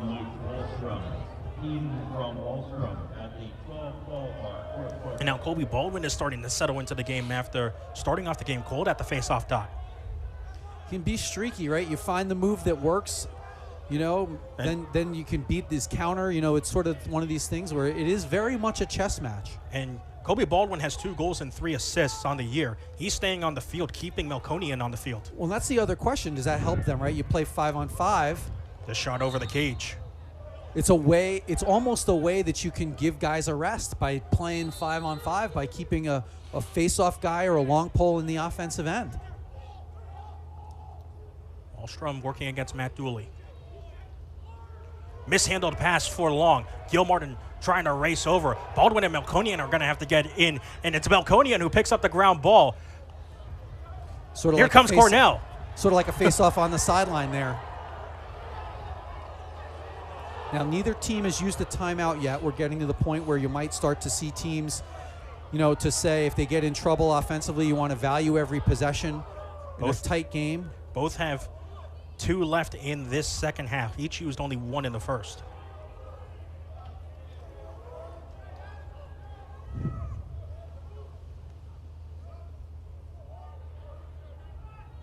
The margin's so tight for Cornell, they're keeping the first midfield line on. Kelleher will pass it off. 40 seconds on the shot clock. Kerr mishandles the ball. Ross couldn't quite swipe it out of his stick. Now here's Kelleher once again. Has had the short stick all day long, but gets the switch there. And here you go, Long with a shorty. He'll take him behind. Plenty of time, 25 to shoot. The short stick is Kyle Aldridge. 20 seconds for Michael Long. Works on his invert. Long up top to Kelleher. Ryan Goldstein. Oh, it's beautiful play. Tic-tac-toe for the Cornell offense. That's the Big Red are the first to 10. That's the best offensive sort of ball movement that they got. We're able to get the ball rotating and spinning. Again, I love it when they initiate with Michael Long in the back because they just sort of get into a rhythm then, and then they're able to work it around and find Goldstein, who cuts to the ball, does a nice job, and stops. Again, these have all been 1-goal runs. It's just been back and forth, back and forth, back and forth. And Goldstein has the 4th Cornell player to 2 goals today. Kurse, Long, Kelleher, and Goldstein, all with 2 goals. Cascadon and Baldwin. Once again, it's Cascadon who picks up the ground ball. Here comes Jack Cascadon. Shoots. Scores! And that's the thing that Jack Cascadon brings to this team. His ability as a face-off guy to handle the ball. As soon as he sort of got to this restraining line, I'm like, here comes a shot. I was surprised they didn't rotate it to it quicker, because if you've been watching the film, you know that this is what he's going to want to do. He got this ground ball with one hand, just steps in and just lets it fly, and they're going to get a timeout here. The 5th goal from Jack Cascadon on the season forces Jeff Tambroni to call a timeout. Cornell matches its largest lead of the day with 4 over Penn State. At the 9:58 mark, 4th quarter. I got away with something I shouldn't have. The temptation, it was too much. What did you do? Well, I got a brand new Hyundai Ioniq 5 for only Holy Santa Fe. Enjoy the new car. Yes, thank you, thank you. The Hyundai Getaway Sales Event. Deal so right, it almost feels wrong. Get 2.99% APR for 72 months on select Hyundai vehicles. Visit your local Hyundai dealer today. All right, trainees, let's say Glenn is a customer. I'm a customer in this scenario. What do we do? Protect what's important to him. And how do we do this? We help with car, home, Both. RV coverage. Great, apply coverages. Because you never know what life is going to surprise you with at 90 miles per hour. Did Coach say 90? Push him out there. You've got this, Glenn. Am I gonna feel this? I felt that. Is he okay? For savings and service, get more with Geico. Oh, he's moving.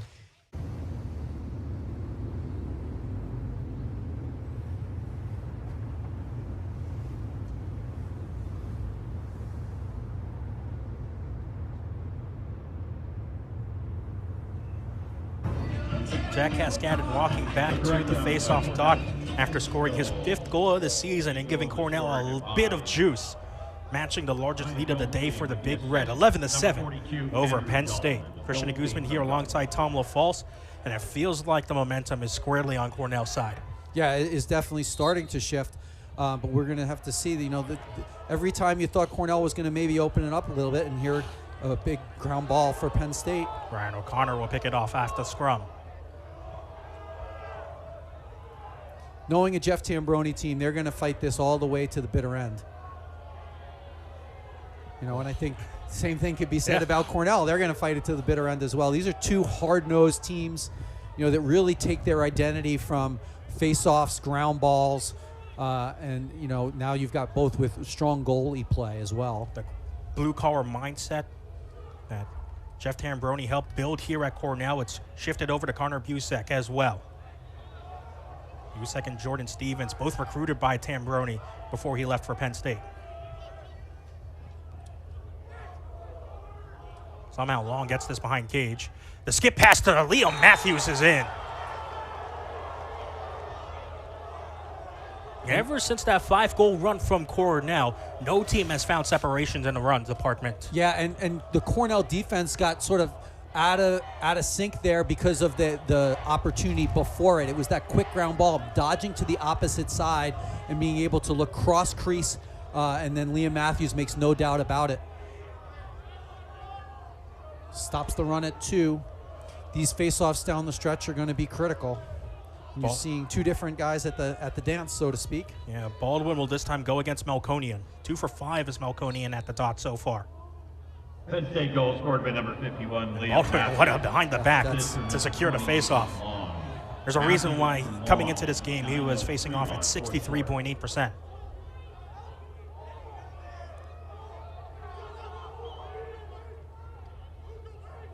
Jack Amon has the ball. How much juice does this first midfield line for Penn State have? No Kyle Lehman, no Matt Traynor, no Ryan DeRocco.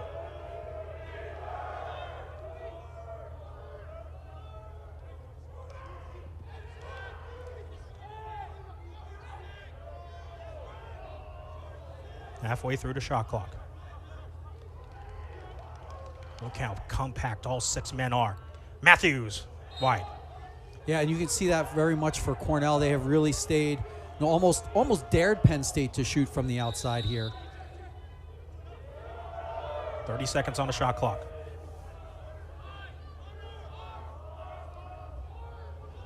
Long has the short stick, Bozzi. 2-man with Amon. 15 on the timer. Amon's got Gilmartin. Switched on to Singer. 10 seconds.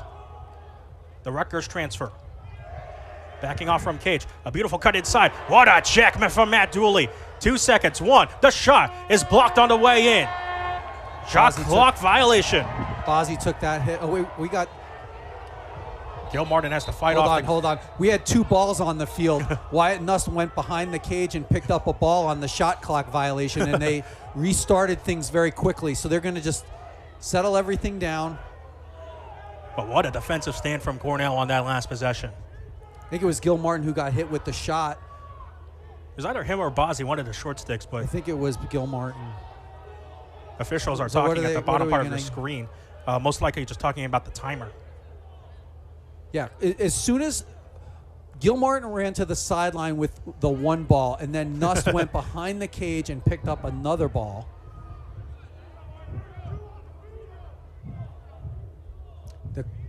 Do they maybe sort of reset? Yeah, maybe reset the shot clock to 80. As if the ball was never put in play. And then the question is, do you reset the game clock as well? Officials are talking in the top left of your screen right there. So we're at 7:30 and 76 right now. And with how tight this game is, every second 4 matters. Yeah, absolutely. We'll see what the officials decide to... They will give Cornell the fresh 80 to work with. But they gave them the 80, but they did not reset the game clock. Oh, no, now they did. Yep. So exactly what we thought they would do. It's as if the ball were never put in play. And it's going to looks like starting the now far we're left. going to start with no ball. It looks like we'll start in the far left corner. You can see at the top right of your screen with Matt Dooley. Well, we've got the particulars sorted out, and now it's another Cornell clear. Wyatt Nuss, home run pass because it's a 10-man ride, and it's wide of the cage. That's it, Penn State's ball. Good heads-up play there by Costin to back up the line. That's the first time we've seen the 10-man ride. Part of it is, I think, because it was so deep in the Cornell end.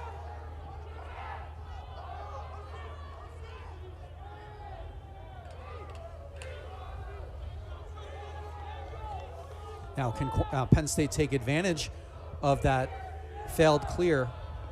Matthews is taking his time, letting the midfielder switch on once again. It's the first midfield for Penn State. With how short Penn State is with offensive options, it's basically been this first midfield line the entire way. A little bit of step for Peden. Shoveled in. Nust, a save.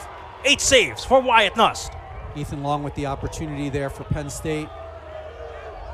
Didn't seem like he got everything quite on that one. And C.J. Kirst comes down because they're in that 10-man ride. Very clearly that Cornell is using that as a way where they bring an attackman over. 5 seconds left, and Goldstein will pick it up. Fracion's out of the cage, and Goldstein will back off. Goldstein will take the shot now. He'll score against the 10-man. The hat trick for Ryan Goldstein has restored Cornell's lead to 4. That's surprise.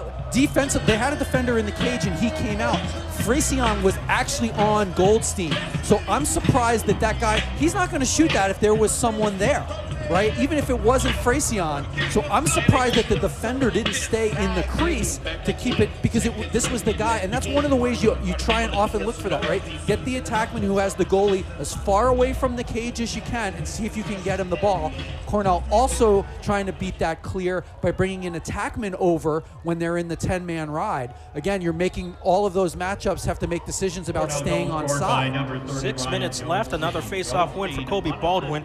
Cornell matching its largest lead of the game once again with 4. And Ryan Goldstein, who's been an assist machine the entire year, has no assists but 3 goals. And Baldwin's going to keep cascading on the field to play defense. Matthews. Once again, Penn State essentially choosing to play 5-on-5. Liam Matthews off the pipe. This is still a shot. Bouncing all the way to the halfway line. Offsides on Long, it should be. Yep. Yeah, it is an offsides on Long, who is trying his best to tiptoe the halfway line, but stepped that left foot over the line. The thing you have to remember, just the act of touching the line puts you offsides, right? So good thing for you youth players. I do it as a coach all the time, where we do everything where we make sure guys are behind the line, just like it would be on a face-off, just like it would be for staying on side, so that they get used to this idea of you never want to touch the line. The line is out. So when you're doing sprints after a practice, when you're doing face-off drills, even when you're stretching, to make sure that players are understanding as soon as you touch that chalk, you're going to make your team offsides. Especially when you have so many of these balls nowadays in college lacrosse bouncing off the pipe, passes from X, missing their target. That discipline on the line is so important, as the officials are going to get the clock right once again. And another rule change, you can only use your stick to keep it on board. You can't use the body anymore, right? So there is this, trying to get into position so that you can reach with your stick that they're really battling for. Another attempt at the dunk. And that's in the crease. Definitely in the crease. Hobbs is going to have to let this go as Wallstrom landed in the crease. And this should be another easy clear. Not enough time to set up the 10-man for Penn State, so they'll have to settle down into their defense. And time is on Cornell's side. They can start killing clock. I think if you're Cornell, you maybe think about it a little bit, but you have to stay aggressive here. There's a lot of time, especially when you're, Colby Baldwin can get you possessions as a face-off guy. It's been a quiet day for C.J. Kirst by his standards, because 2 goals and 1 assist for most players is not a quiet day. Yeah, for sure. Willem Firth gets doubled. What a huge slide from Alex Ross. He's been absolutely excellent today. That's a push on Kelleher from behind. Ryan O'Connor doing a great job to pick up the ground ball, and it's an excellently timed double from Alex Ross. Yeah, Cornell should have really communicated better through that. The pass from Aquino couldn't quite find his long pole in Costin. Kelleher staying on the field. Picks up the ground ball. And now Goldstein will back off wisely. Only a sophomore is Ryan Goldstein, but wise beyond his years. Maybe Again, taking a little bit of inspiration from his dad. Yeah, I think here you just take the opportunity to just settle things down a little bit. They are looking for opportunities to double when Cornell is changing. Again, remember, you do still have 2 timeouts if you're Cornell. So if you need it, you could use one pretty quickly. Well, who else do you want to have the ball in your stick in this situation? Number 15 in white. Cursed against Ross. We've been seeing this battle all day long. Yeah, and Ross has really been up to the task today. He's done a really nice job. Preseason All-American, shown it today. Second team All Big Ten last year. Honorable mention All-Americans last year as well. You know, imagine he'll rise up those All-American ranks this season as well. 20 seconds. Curse goes. Looks for his options. Willem Furt's all alone, and Willem Furt stopped by Frasian. Boy, I thought that one was going in. Nice job by Frasian getting down low on that. Hard to believe that's only his 4th save of the day.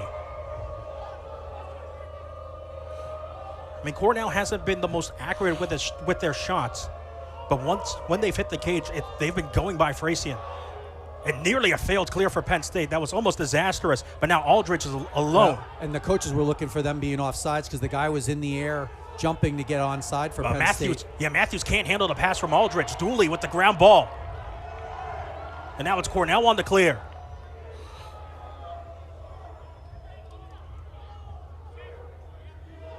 Ten-man once again coming for Penn State. And the 10-man forces a turnover. Aldridge wants a goal, and they'll pick it up. And that's one where I think Wyatt Nust has to say, you know, I'm not going to make that risky pass, right? This is an opportunity. Just didn't throw it very well. It was well covered. You almost think about, do you just cheap it down to the other end and make them have to come the length of the field instead of giving up that easy goal quickly? You know, that's another example where Cornell's got time on its side. Make them have to come the length of the field. But credit to Penn State. Aldridge doing a nice job in the ride and just throws a little stick fake and beats Nust, who can't quite get his feet set and back in the position well. Important face-off here. Baldwin and Cascadin again. Penn State goal scored by number towards the offensive end. Huge crunching hit, and a flag will fly. John King was the recipient of the hit. And it looks like for the 5th time today, Cornell is going to go man down. I'm not sure why they blew the whistle, though.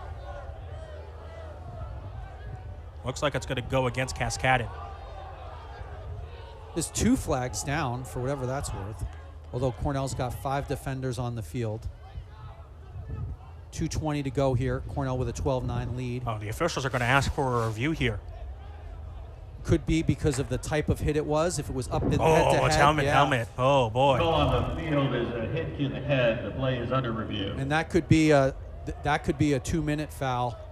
An unreleasable 2-minute foul. So this is an important decision here. We're under official. Able to use a review here. Now, one of the more modern additions to the game of college lacrosse, the official review. And this is an important one to look at. You just saw the helmet-to-helmet contact. Seeing that replay, I can't see how it's not that. And you would imagine that it's unreleasable as well. Yeah, I think that could be the case. But if you're Cornell now, you know, you want to make Penn State take as much time as possible here, right? Just stay disciplined, give them the outside shot, and you need. Now the other part of this is not only the foul and the man up, but the guy who the foul is on is your face-off. He's your primary face-off guy, right? So that doesn't help you either. If it's unreleasable, puts a lot of pressure on Michael Melkonian to come into this game and do what he did last week against Richmond to help stabilize the face-off a little bit, against Hobart, where he's been great so far, but 2 for 6 on the day today. I think we're going to have to wait on the official call here. Cornell penalty to number 20, Jack Cascadin. 2 minutes. Direct hit to the head. Now the question is, Was it releasable or not? was it releasable or not? Didn't hear it from the PA, so at the very minimum, it's a 2 minute. We got to remember, once again, one of the other factors for this man up and for the rest of this game, no Matt Trainer, no Kyle Lehman, no Ryan DeRocco. Yeah, Penn State 1 for 5 with the extra man in this game. You see Cornell has kept things pretty tight. How quickly does Penn State want to go here? They do have the 2 minutes on the man up.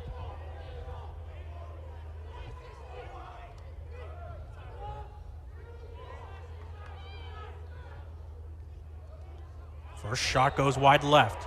Nust was almost there for the backup, but Matthews was first. Under 2 minutes to play. Matthews tries for the dunk. He'll get it over the shoulder of Nust. He didn't have a lot to shoot at there. It was pretty flat angle, but I think it was Nust moving that's what created that opportunity. He's almost just on goal. Yeah. And this is a non-releasable foul. It's about a 20-second differential between the man-up clock and the game clock.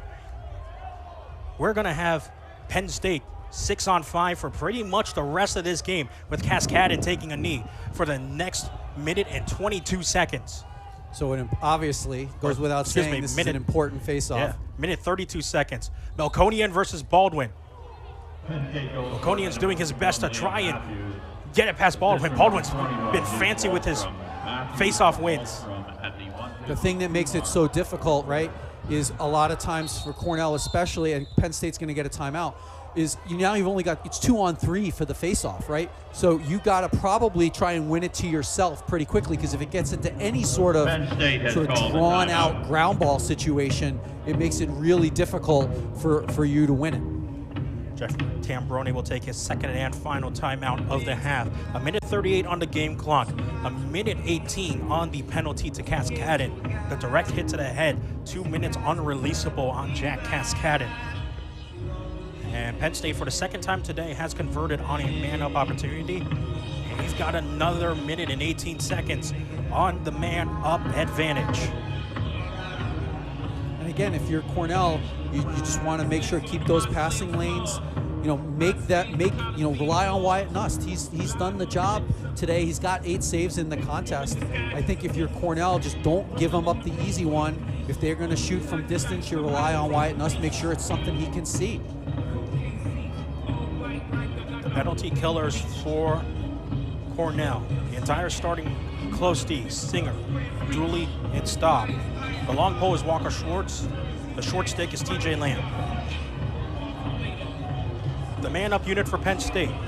Their attack. Wallstrom, Matthews, Peden, Amon, Aquino, Hobbs.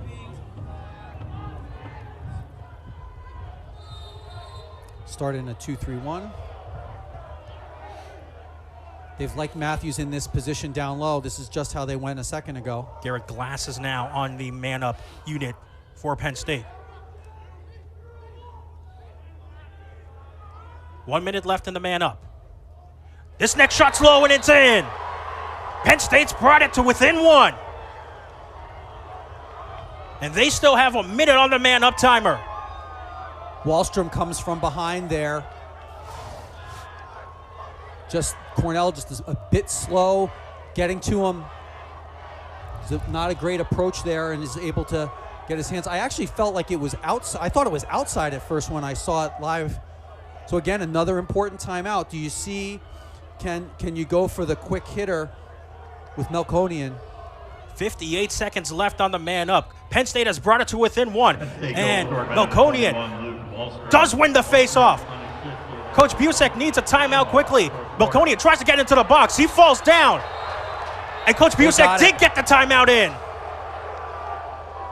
They did get that timeout. You could see Connor Busek was running up to the referee. Melkonian stays with the ground ball. They just stayed with it the whole way. And now you're going to have the opportunity for Cornell to see if they can run some clock. you have to think that they're going to come out and double pull the ball because they're up a man, right? You'll probably will see Fraysion stay in the cage because you're up a man. So I would think that's got give it to C.J. Kirst written all over it. Yeah. You imagine Kirst is going to have the ball coming out of the timeout. There's still 47 seconds left on the man up, and it looked like initially Baldwin had won the faceoff, but it bounced out of his stick, and Melkonian picks it back up. Yeah, he did a great job of staying with it, getting that ground ball, and to me, I thought as soon as he got over that midfield line, again, Cornell still has another timeout available, right? So I was expecting that timeout to get used almost right away, and they're able to get it. The bench was just going nuts because they all knew they were trying to get it. I don't know if the referee couldn't hear it because I'm surprised it took them so long just to get it. True freshman Michael Melkonian from Rockville Center, New York, the 2024 Nassau County Player of the Year. And he has stepped up in a big way for the Cornell Big Red. Yep, still a lot of lacrosse to play here, though. Minute 7, the foul is going to release, we said, at about 20 seconds 20 to seconds, go. at 20 seconds, the full minute penalty on Cascada will release. So one of the things that'll be interesting to see is if Cornell decides to keep a defensive midfielder on the field to prevent the opportunity. And here, Wyatt Nuss, you see him, 62.8 on the season. He's got 8 saves so far here today, so not quite to where he is typically. Yep, so Gil Martin staying on for Cornell. They got 2 pulls that are going to come. I think C.J. Kirst jumped the whistle there a little bit.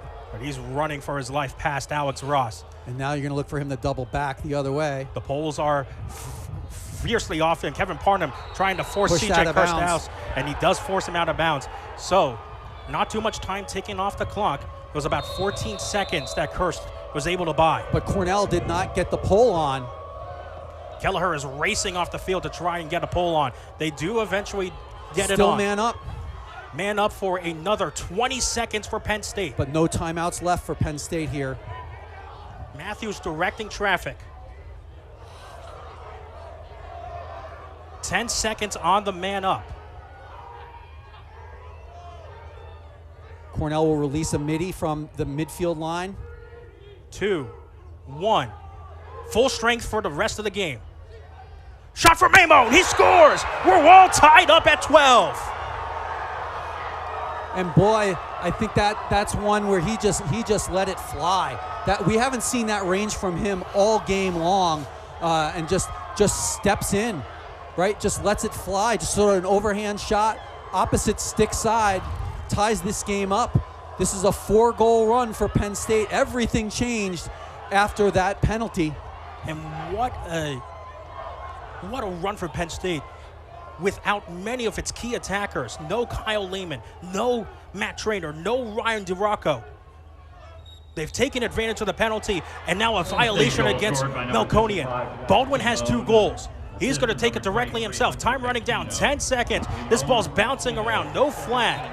Yo, there is a flag. There is a flag, oh boy. So Penn State can hold for the ball heading into overtime. That's right. Oh, it came from the far official. It's a 30-second foul. I think it was a hold. Yeah, it looks like the hold is the call.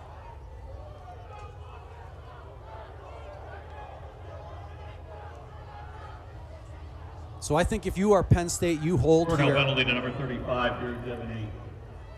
30-second hold. And the call is on Drew Diviny. I think they announced the wrong number. It's Melkonian. Yes, excuse me. It's on Melkonian. They- Penn State will hold for overtime.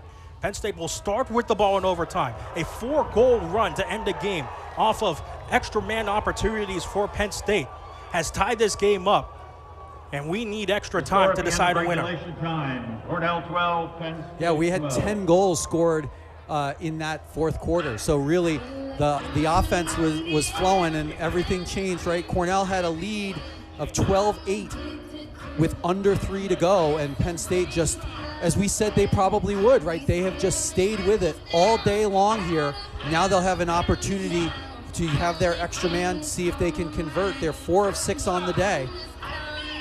3 extra man goals scored on the Cascadon 2-minute unreleasable penalty. Penn State, once again, the hold is getting called on Melkonian, as Long and Farnham will meet with the officials at midfield to discuss what's happening for overtime. Yeah, I mean, that was an obvious call for the officials, right? It was clearly head-to-head. It's a safety issue that these guys know all about, right? So, and credit to Penn State for just hanging around. Cornell has not been able, they sort of opened up the lead. You thought they opened it up again in that fourth quarter, and just Penn State just chipped away, and then took advantage of the extra man opportunities when they had them. Luke Wallstrom with 2 goals and 2 assists. Hunter Aquino with 1 goal and 3 assists. And Liam Matthews, in his very first start of his career, has 3 goals and an assist, getting the starting position because of the injuries to Lehman and DeRocco at attack. Yeah, and I think for Cornell, this is going to be, it's only about 20 seconds. Stay tight, don't give up anything quick, and then know that you're going to have, the rest of that shot clock to go, that you're going to have to, get the stop. So it's yes, it is the man up, but then you're going to have to play some regular straight up defense as well. It'll be 23 seconds on the man up for Penn State. Because of them bringing the man up into overtime, this will be no face-off.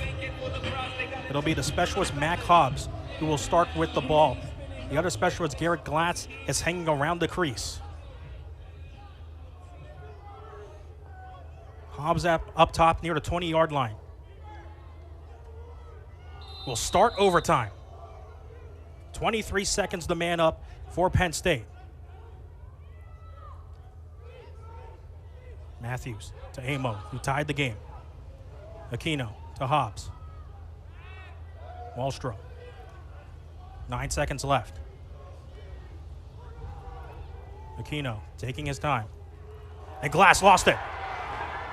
Brendan Staub trying to fight for the ground ball. This is going out of bounds. Who are the officials giving it to? Penn State. It's a shot clock reset as well. It's a fresh 80 for Penn State. Correct. So we're all even. Full strength now. But again, Penn State's got 80 on the shot clock. Wallstrom to Amo. And Penn State will settle down.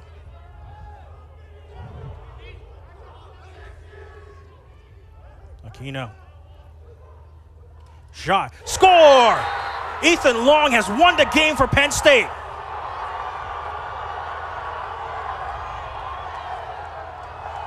Down 12-8 in the fourth quarter. The Nittany Lions score 4 goals in the final 2 minutes and change. And Ethan Long is the hero in overtime for the Nittany Lions.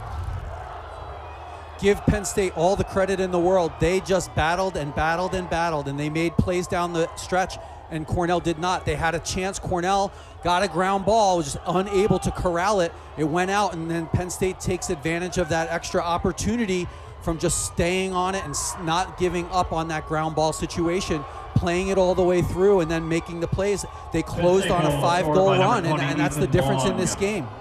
Ethan Long is the hero of the day. Give Hunter Aquino his 4th assist. And the Nittany Lions battle from down 4 goals in the fourth quarter to win 13-12 in overtime here at Chokol Field. It's going to be a necessary regroup for Cornell when they take on Princeton next week right here at Chokol Field. We hope you can join us all for that. Well, alongside Tom Foss and our director, Lauren Stavros, I'm Christian de Guzman saying so long here from Chokol Field, where your final score is Penn State 13, Cornell 12 in overtime. All games aired on the ESPN networks are archived and can be viewed on the ESPN app. This has been a presentation of ESPN.